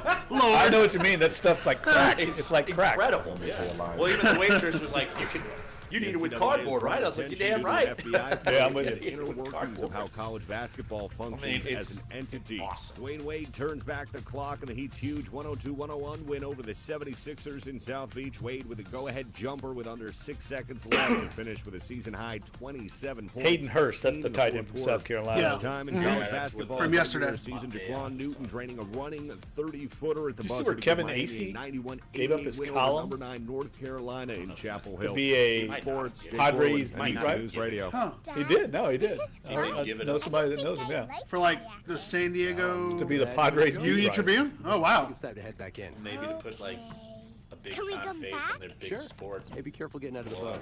It's a I don't know who got the column instead. I'm gonna return. Apparently, he used to be the Padres beat writer, and Can we then they were walk having home? I read his Young- column. yeah, To switch. young kids. I read his column. And he said, like, you know, we're going to work when you have young kids. To So find a you, neighborhood Oh, park yeah. or green space near you. Brought to you by the Ad Council and the U.S. Forest Service. This is Dunc and Holder on Sports 1280 New Orleans. Welcome back to the show. If you missed any of it, just had Will Guillory on talking Pelicans. Of course, they're taking on the San Antonio Spurs tonight in San Antonio. If you missed any of the show, sports1280.com, NOLA.com, iTunes, SoundCloud, and YouTube page. And, of course, Clyde's updates on NOLA.com that, let me tell you what, Clyde, they're getting heavily read on our site. You're rocking and rolling, my friend. Trying to, man. I think it's been fun being able to, take parts of the show and get, more people who may not be able to listen or may not be able to watch. Just another avenue for some of the things we talk about. And I mean, obviously we have great conversation and turning it into something that I think people can drive more of what we can do here. And hey, man, all about it. That's right. Just stay out of the basement of the Alamo. Yeah, Jeff doesn't even understand the reference. Poor Jeff. Just get down with Pee Wee Herman, He's so man. old. Jeff's so old. I love that you're all making fun of me for not knowing Pee Wee freaking Herman. He's pretty famous. Total cheeseball. He's pretty famous. In a lot of ways, too. I'm very proud that I don't know Pee Wee Herman references. Okay. I think you're all in the dark. I'm in the light. What kind of cereal did he eat in Pee Wee's Big Adventure at the beginning of the movie? I don't know. He ate Mr. T cereal. That's the info you need to know. That's it. And how it ties back in, Mr. T calling the U.S. men's curling team before they went on to win the gold medal. He called them? Yeah, he did. Absolutely. You better win it for T or T's coming after you. Mr. T apparently was a huge, this Winter Olympics got him on with curling like there was no tomorrow, and then USA Curling was actually able to get Mr. T on the phone before they went out and won the gold medal. Well, I'm pretty sure Mr. T's probably not too busy. No. Except for doing, a random commercials here and there just to get Why? that check. We can't talk about the Winter Olympics because it's not your sport. We're talking about curling and Mr. T. By the way, Winter Mr. Olympics, T and Pee Wee Herman lowest checked out. watched Olympics event in history in America. What? The Winter Olympics. Winter Olympics. I thought you said event. The lowest? The lowest. Hence why I couldn't have cared less. Olympics. But that's no different than any other ratings. All ratings are down in everything, including the NFL. It's okay. NBC apparently made 11 million in profit, or like 11 billion in profit, something like that. Celebrity Big Brother was a hit. I watched that instead of the. Here we go. Olympics. And now turn it off. Now turn it down in all aspects. Meta World Peace was on the show. Ron Artest was on the show. Great. Meta. His name is Meta World Peace. His name is Ron Artest. He was very meta, very calm. That's a surprise. He didn't get him on the basketball court and want to choke somebody out too. He didn't beat up Sugar Ray. He didn't do that. How is Big Brother still on the air? He also didn't beat up Chuck Liddell. He was on it too. Yeah, because Chuck Liddell would have knocked his lights out like there's no tomorrow. Ain't no joke, man. We're going to talk about NFL free agency. And we are, but how is that show still on the air, man? Because it's awesome. It's not. That Survivor. I'm sorry, Jeff. You disapprove of this conversation? What? Do we have to rewind to? Y'all go on. Do we have to rewind 2 weeks ago? And the rest of the listeners will check out. When this became our listening audience, the Horse Racing Gazette, when we had 45 minutes of horse racing, I had which no idea I'm totally glad I missed that Friday. Anywho, breaking news here on the show. Come on back, Jeff. You can get back to the microphone. Matt Forte has called it a career and one of the best players to ever play for Tulane. One of the better running backs, if you look at it, in NFL history, given his numbers, played 10 years. And I remember in that 2008 draft when you're thinking, boy, maybe wouldn't he look good with the Saints, even though they had Pierre Thomas was emerging and you still had Reggie Bush. But he was one of those bell cow backs. Also one of those backs where even though he's the bell cow back, he could catch the football out of the backfield. He's almost kind of a dying breed because of his versatility as being a number one guy all by himself. Yeah, and his numbers stand on their own. I mean, he's put up incredible numbers in his career, and I think he knew it was time. His last couple of years with the Jets, I thought it was interesting. A tweet by Connor Hughes, I think, speaks to the character of Matt Forte. I mean, he's revered by his teammates and coaches for his leadership and professionalism. He said that a couple of years ago, after verbally agreeing to a contract with the Jets, the Patriots called him to set up a visit. He realized New England was closer to a Super Bowl that year, but he wouldn't break his word to the Jets, so he never took his trip to Foxborough. It says a lot about him. I would agree. It's probably just one of so many stories. Of course, he did most of his football damage with the Chicago Bears, and you wonder, man, did he ever play in a playoff game? That I don't know. I don't know if he ever has. I'm not so sure. Has he? Well, Wait, no, never mind. He was with the Super Bowl. Jay Cutler went to the NFC title game. Yeah. He was on that team. Yeah. All right. I was going to say. I'm trying to discount Jay Cutler from my existence. It's easy to. Chris Cavallari. Again, not aside. But 14,468 yards from scrimmage in 10 years. Obviously, 8 years with Chicago, 2 years with the Jets. And, guys, I was actually going to say, it's interesting because I was in the locker room for that Jets game. And we were talking to Elijah McGuire, the running back from Louisiana Lafayette. And we were talking to him. And then we also talked to Matt Forte as well. And, a lot of the questions were about, seeing as how Matt had been in the league so long, and with Elijah being, rookie and real early in the NFL career, a lot of the questions were about him kind of shepherding the running back group and the running back core. And, you never really know when obviously these guys are going to decide to hang it up, but you could tell he was talking about how helping them along the way was big for what he felt like was crediting being a full team effort. Like, his stats, he didn't care about them. He wasn't worried about how many touches he got. He knew that however he could help the younger guys, because they were the future of the league, was good for him too. And then he also talked a lot about how much he loved coming back to New Orleans and playing at Tulane, and how, his memories of playing in New Orleans are, very vivid for him. And just the fact that he's had a great career. There's nothing for him to hold his head about. He was able to do a lot of good stuff. Almost had 10,000 career rushing yards. He will finish at this time as the 33rd all-time leading rusher in NFL history. It's not bad considering. And I think people forget about, you mentioned it, Larry, what a great pass receiver he was. He caught 102 passes one year for the Chicago Bears. 102.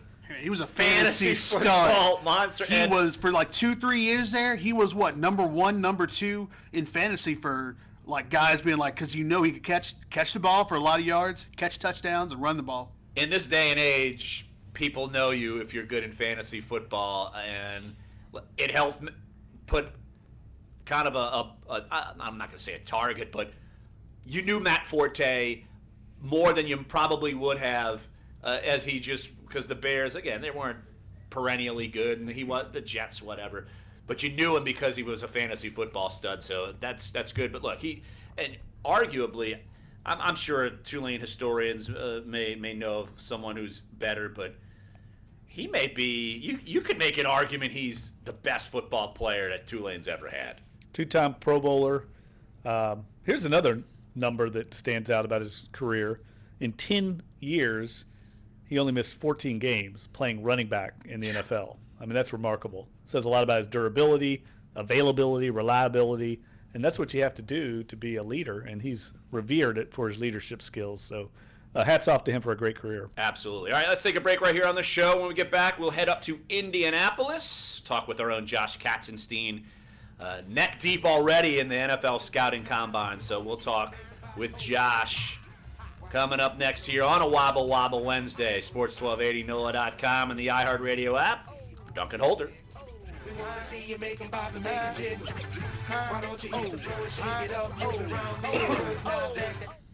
Your forecast on there's another request to talk about the Pelicans, Anthony Davis.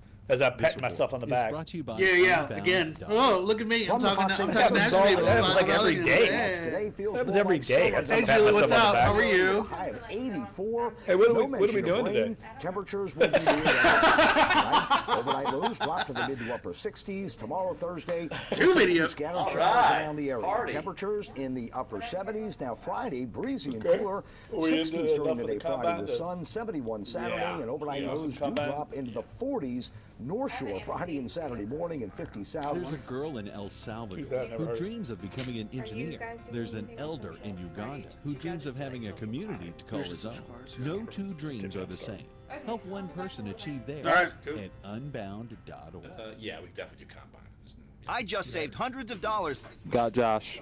Okay. I feel like I'm on top of the world. Thank you, sir. Disclaimer, you will not be transported to the top of the No problem, no problem. of the Arctic Circle. Seek shelter from the elements immediately. No, Avoid Dave's frostbite had and to or go to a meeting hypothermia. because Geico will not be responsible if you find yourself in a cave or crevasse with a lonely, abominable This snowman Luka who in all likelihood will Doncic force you to guy. play games You heard about including this football guy? and The football, number one pick of the charades, draft? Chinese Yeah. letters, or his personal Yeah. favorite. Above DeAndre Over. Ayton and Geico's Mohamed not liable Bamba for and any all these damages, guys. either physical or Dude emotional. from Geico. Spain? 15 minutes There's could always save you one, man. 15% or more. There's always that one. No, he's from Slovenia. I'm sorry. Slovenia, yeah. 17 years old, 6'7" guard. The Yeah. local news subscription He's going to be another one of those accelerator stashaways. program Guaranteed. will Book work with it. Like, papers there's across no way the he's country coming like to the league. He's Chicago going to Tribune stay and Denver stashed. Number one Post pick? to help Come boost on. their digital customer Not gonna base. number one pick The and news stash papers him. will receive I might. in-person He's so coaching young. from Yeah, digital he's young. subscription experts. Local news outlets That's what have they been did with Sark, skeptical of right? Yeah. Facebook, saying their interest in journalism is only to help their bottom line. Sam's Club is launching What was same-day that? I home missed it. I was delivery too of busy gathering. groceries. The Something warehouse about store journal- you arm weren't- of yeah, you don't have a Walmart headset. is teaming up Oh, with delivery I was just service asking if Dave Instacart was to get alive. fresh Dave was okay. vegetables, No, he's meat, not and on. even Because he's not small on, 'cause appliances to Blair was homes like, in yeah, 'cause Austin, he's St. at a Louis, meeting and about it. Dallas. Yeah. Deliveries will be free for shoppers who are members of Instacart Express. 9 to 5 Max says the wait to get a replacement iPhone battery Well, is if somewhere Tulane beats between Cincinnati, 3 that'd be and 10 huge. weeks. It would Apple be slashed huge. the price It's not of the gonna happen, battery but it would be replacement to huge. $29 back They in could play with December them, but after they're- admitting it was intentionally slowing Cincinnati's down one of those older teams you phones can play in with order to because they're like compensate for defensive-oriented Yeah, grinders. play with They're going to everybody. play with them, yeah. And But- Cincinnati has had, In you the know, the wake of a expectation disaster, and weight what of one them thing can being you such a send high that will help seed and people the needing to most? win and needing to win the regular season. It's blanket. huge. A tent, a sandbag. So, yeah, a there's doctor. going to be that. Actually, if you send a monetary donation, you send all these things. Even a small donation can make a big impact and can quickly become exactly what people affected by disaster need most. In the wake of a hurricane, your monetary donation can make a huge difference to those in need. To donate, visit supporthurricanerelief.org. Yeah, I had a dinner party Supporthurricanerelief.org. one. Brought to you by the Ad Tom, Council. once again, Whether slapped you myself on the bless back. those boys Sitting next or to take Matt flight, Forte's dad. we're talking your team. Whole night. Sports Cool 1280, dude. New Orleans. Welcome back to Dunc and Holder. Joining us on the line, our own Josh Katzenstein, NOLA.com, the Times-Picayune covers the Saints as he is where he is every time this time of year. Indianapolis at the NFL Scouting Combine. Josh, we caught Josh fresh. It's early in the week. He's not having to work 24 hours a day yet. Josh, this party's just getting started, right? Yeah, but I mean, it started in earnest last night. There were plenty of NFL coaches and execs out at the bar late night. So they, because a bunch of people have been here already, like people on the competition committee, like Sean Payton, had to get in early.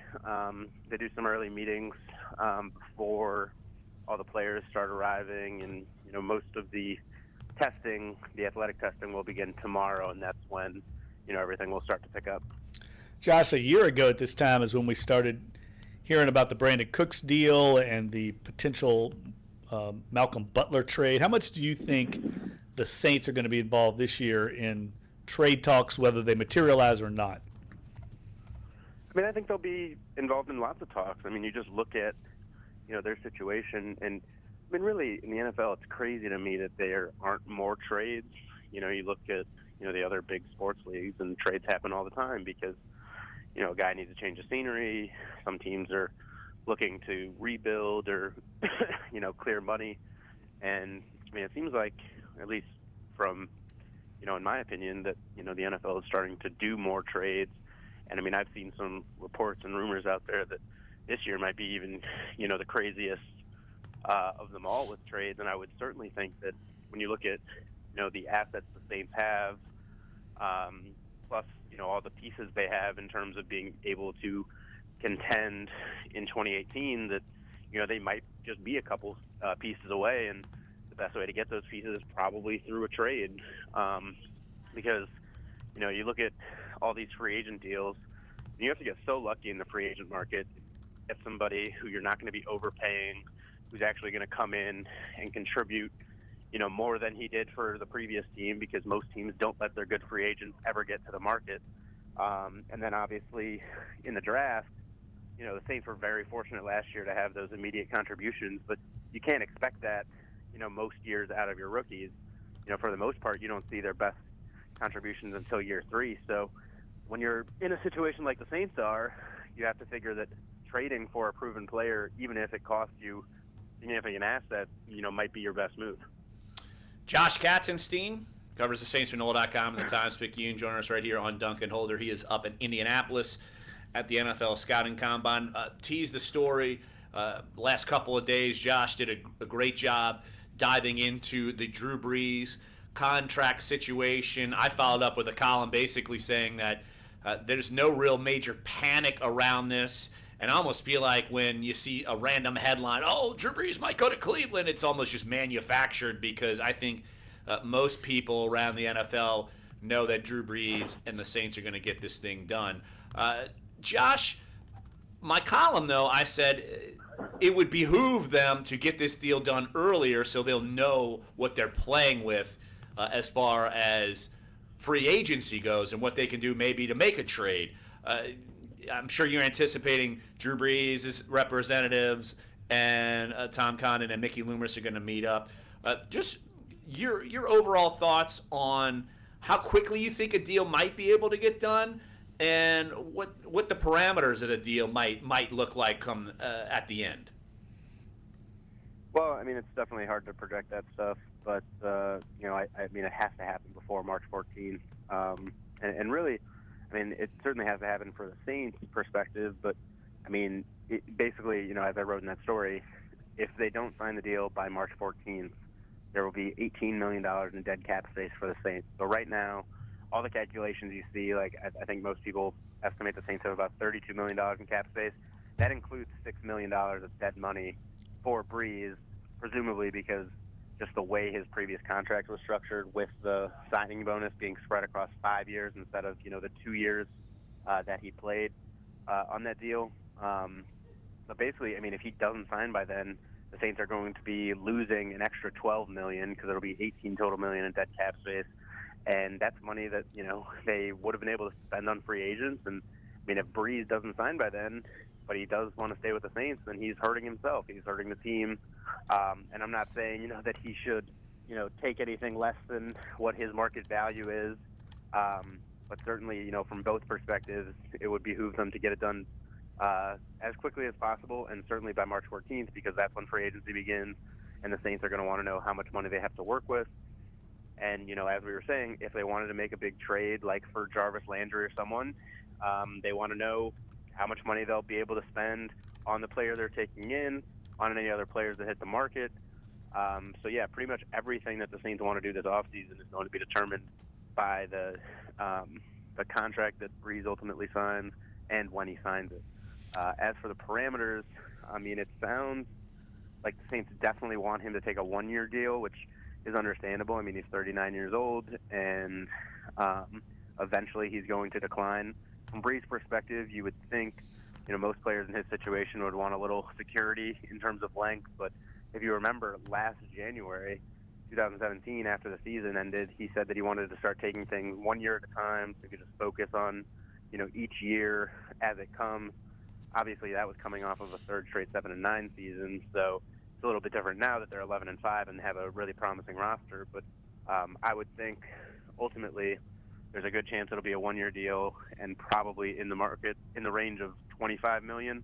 I've been saying 25 to 27, but I would think that it certainly seems like to Brees that winning is more important, and it seems like the Saints are hoping to get him closer to 20 million. So, even if he starts asking for something like 30 million, which he's well within his rights to do. I mean, if Jimmy Garoppolo is getting 27 million a year on his deal, I mean, what has he proven? I mean, obviously the potential is there, but Brees certainly deserves to make more than that.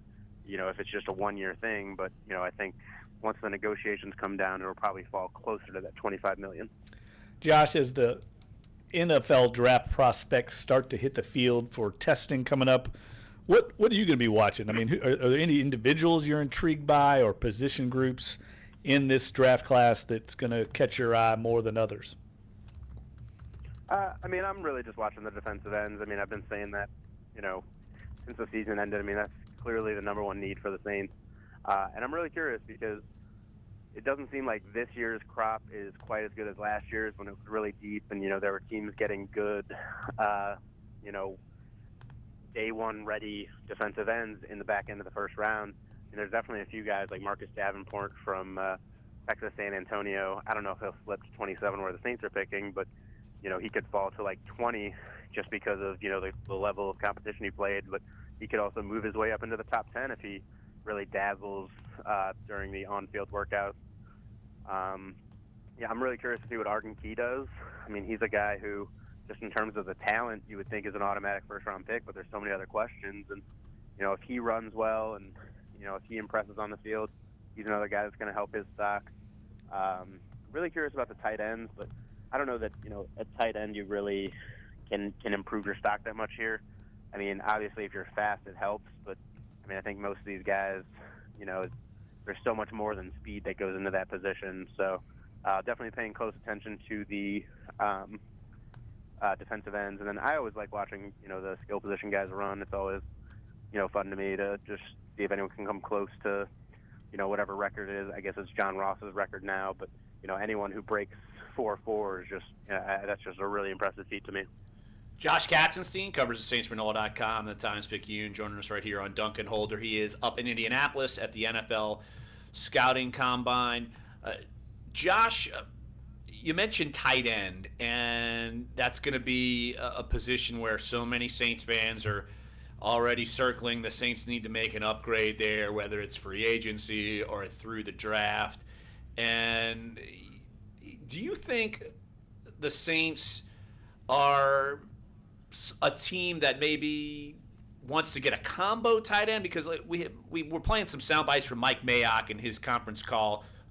We played him yesterday, and he was maybe thinking that the Saints would prefer someone who could be good in the blocking game as well as in the receiving game. And some of these guys like Dallas Goedert, that's not their MO. They feel like they're more of a pass catcher. What do you think maybe if the Saints were going to upgrade there, what kind of skill set do you feel like that they would be looking for? I mean, I see where Mayock's coming from, but I mostly disagree. I mean, I think if you're looking for a guy who's going to make an impact this year, it's probably going to be more of a receiving type of tight end. Certainly long term, I definitely think they need, a dual threat kind of guy who can block, just because, Josh Hill isn't that old yet, but I mean, we sort of know what he is. Human's getting a little bit older. I think both of them have 1 year left on their deal. So certainly, for the long run, Saints are going to need somebody who's capable of blocking. But I definitely think that right now, one of the biggest holes on the offense is a big-time receiving threat at that position. So I think that is probably the most likely avenue they go. But, I mean, it might be better for them to find that guy in free agency because, there's a few good free agents that are out there. We'll see what Tyler Eifert, how he's looking health-wise. Obviously, that's a big question. But, I mean, could you just imagine, what wasn't he getting nicknamed Baby Gronk? Like, just imagine if that guy comes into the offense and stays healthy. I mean, that would just be huge. I mean, I haven't heard any links between those, but, that's the kind of player I think that they're missing. Just a powerful pass-catching guy who's reliable, over the middle, can help you convert third downs. But, we'll see. I mean, they might add a couple of tight ends just because, last year they were getting such little production out of that position.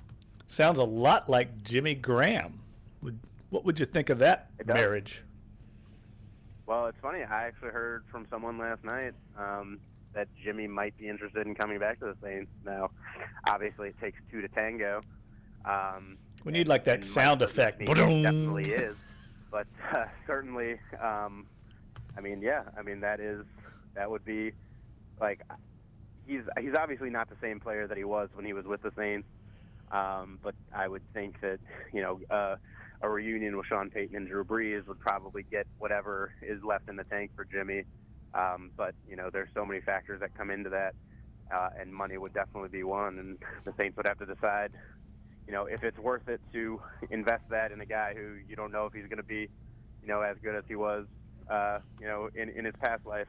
But certainly, if it happened, I would probably praise it because Jimmy Graham is exactly what they need.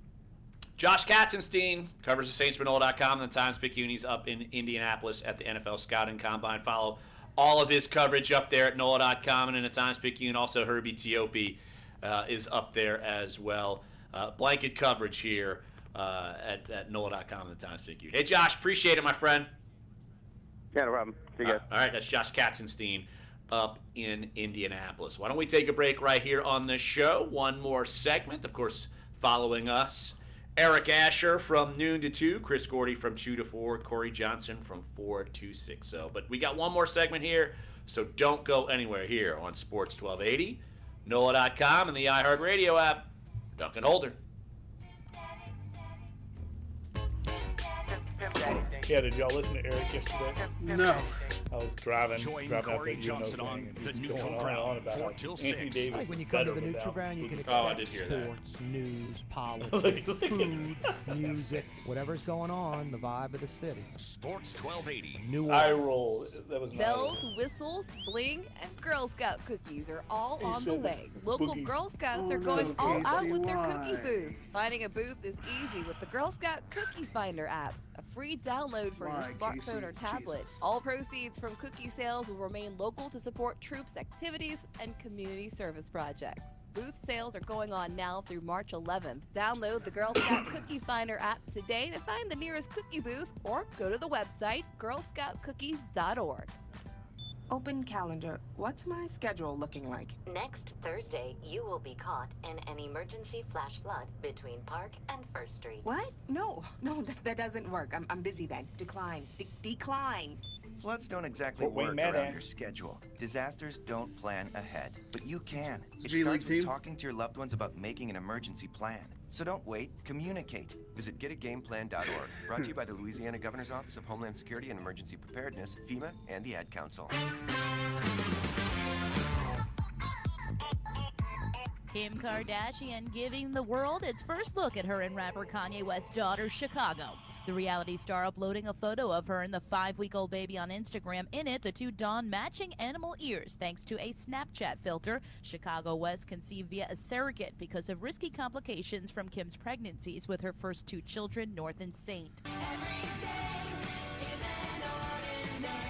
90s actress Stacey Dash running for office in California. The 51-year-old clueless star filing paperwork to run for Congress as a Republican in the state's 44th district, represented by Democrat Nanette Barragan. Currently, Dash is a former Fox commentator. Look what you made me do. Look what you made me do. Favorite song contenders for this year's Nickelodeon Kids' Choice Awards include Taylor Swift's Look What You Made Me Do, Ed Sheeran's Shape of You, Bruno Mars' This Is What I Like, Louis Fonsi and Daddy Yankee's Despacito, and Imagine Dragons' Thunder, among others. The awards show will air live on March 24th. Scotty McCreery is celebrating his first #1 single, 5 More Minutes.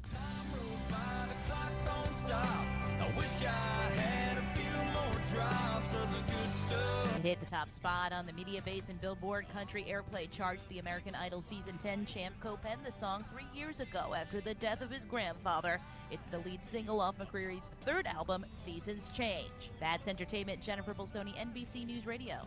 You can't change the whole world, but you can be part of the change in the world for a child living in poverty by becoming a Compassion International child sponsor. You can choose a child to sponsor now at compassion.com/radio. That's compassion.com/radio.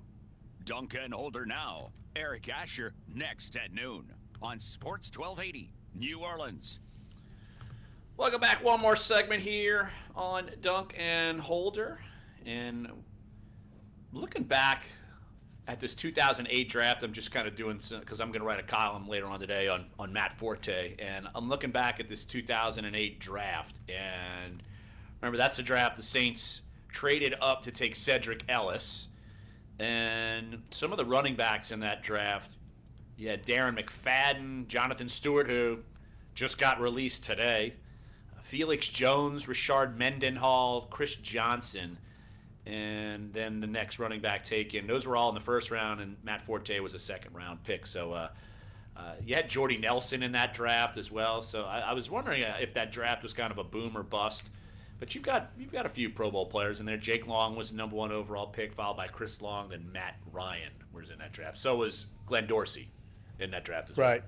Yeah, I mean, I don't know. It's weird how you can look back on some of these classes, and we put so much emphasis going into the draft on the first round, and oftentimes the lower rounds will end up producing better players than even the first round overall. And from year to year, you just don't know what you're going to get. It does underscore how much of a crapshoot the draft is. And the Saints nailed it last year. Now, can they follow up on it this year? I don't think we'll ever see a draft like they had a year ago.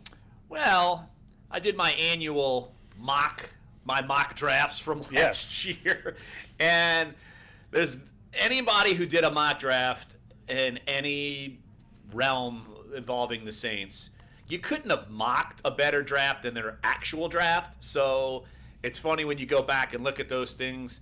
I at least had Marcus Williams as a third-round pick in one of my mocks, so I'll pull the old pat myself on the back, even though it's not really patting myself on the back. But, of course, I was a big Derek Barnett fan. I did not hide that. I went with him in my final 3 mock drafts. My first 2, I had Reuben Foster. That would have been a total disaster if they took him at 11. But I was high on Tre'Davious White at number 32, and he went to Buffalo at 27. So if you had Barnett and Tre'Davious White, that would have been good. Now, it wouldn't have been as good as the haul they had, but those would have been solid picks. I don't know about that. I think that's pretty good. That would have been 2 solid picks. I mean, Tre'Davious White is very good, and I think Barnett's going to be a big-time player too. I think last year's draft is going to end up being a pretty good one overall for the whole league. We had a lot of rookies last year contributing. I mean, look at the running backs with Fournette and Kareem Hunt, Kamara, Christian McCaffrey. I mean, it was a good draft class, and I think we're going to see some of these quarterbacks. One, Patrick Mahomes, who's now the guy in Kansas City. I mean, I think we're going to see some of those guys start to emerge. Well, Deshaun Watson, before he was hurt, he would have been the Rookie of the Year, the way he was playing. And I'm curious to see where this goes. But, yeah, it's funny when you go look at that. And some of the picks I had, oh, my gosh, you could kind of point and laugh at. But overall, my mocks weren't so bad. I know we're going to start up our Saints mock drafts next week. We're kind of a little behind on that. Usually we have some, but I also throw out the disclaimer, the season lasted longer, and then instead of worrying about mock drafts, we're covering the Pro Bowl, and then the Saints were everywhere during the Super Bowl, so it felt like there was more things that we were covering outside of looking ahead to 2018 already. Yeah, and I tell you, I feel like because the Saints had that success that they had a year ago, and I know you don't want to fall back into the traps that they had years earlier where they were missing, but I feel like it takes some of the pressure off this draft.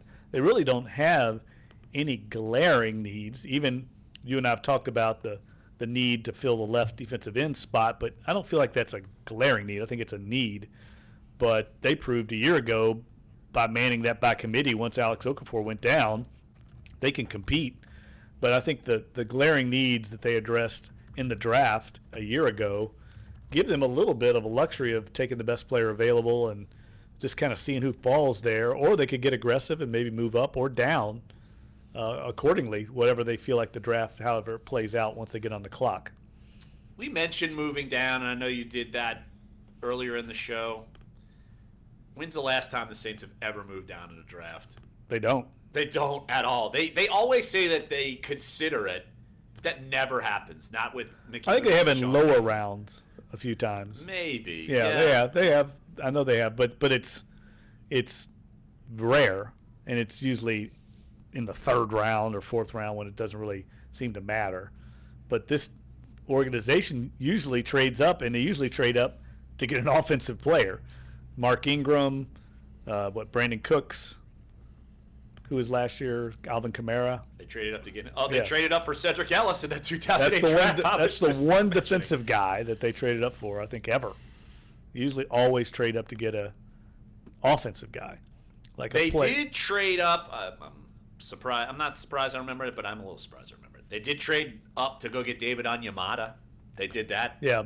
2016. And I can tell you, they are very high. I don't think people understand. They're very high on David Onyemata. I mean, there's people in the building that think he's going to be a starting player in this league. So I think you have to factor that in when you factor in their defensive tackle position. They like him a lot. They like him, Rankins, and Davison. So they got 3 young guys they like there.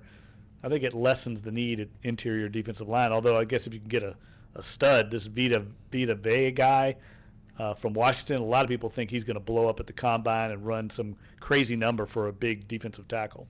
Well, if you're at 27 and defensive tackle is the best player on the board, you go get him because you could certainly use a fourth one. And if he happens to be better than Tyler Davison, you play him. I mean, so you're in a good spot with the Saints. Yeah, absolutely. You could certainly, there are spots where they're not glaring needs, but you could certainly bring in someone and you could potentially think it's an upgrade. And that's the way the Saints are going to have to do it. But you mentioned the trap, and I'll revert back to the 2014 draft when they were taking guys in later rounds, and it's almost just like the whole draft was for reserves, and those picks blew up in their face, and you didn't really get much of anything out of those guys. I would think back to someone like Ronald Powell. Remember, they took him. He was the number one. He was the Leonard Fournette, the Jadeveon Clowney, number one recruit in the country, and didn't pan out really in college, and they took a flyer on him. It seemed like they took flyers on guys in that draft, and that started the downfall. And they also did the same thing when they missed in free agency with Jarris Byrd. It all kind of started taking a dip then. Yeah, they got to avoid falling in that trap, and I think they have largely because of Jeff Ireland's presence now in the front office. He's very underrated factor for the New Orleans Saints.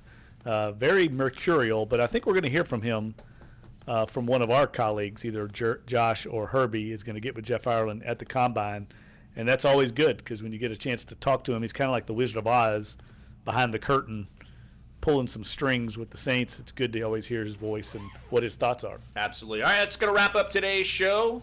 Again, if you missed any of it, sports1280.com, NOLA.com, iTunes, SoundCloud, YouTube page, and also NOLA.com. Clyde will have the updates later on NOLA.com. 10 seconds. So, all right, we'll be back here tomorrow. Sports1280, NOLA.com, the iHeartRadio app.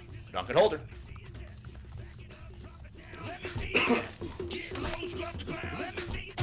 We survived, Dave. Scientists are launching. All right, guys. Talk to you later. Thanks, bud. All right.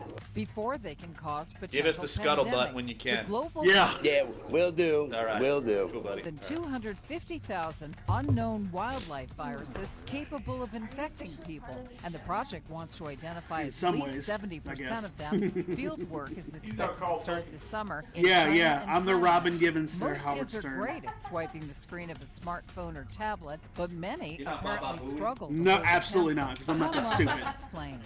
Doctors in the UK say children use technology so much that their hand muscles are not developing properly. In fact, children are entering school with less hand strength and dexterity than just 10 years ago. Experts say parents can help by encouraging play with blocks, crayons, stick and pull toys. And if you break out the iPad, parents should choose apps that use creative drawing and play. Health update. Sarah Lee Kessler, NBC News Radio. WODT WNOE FM HD2 New Orleans. Listen on the free iHeartRadio app. Search Sports 12.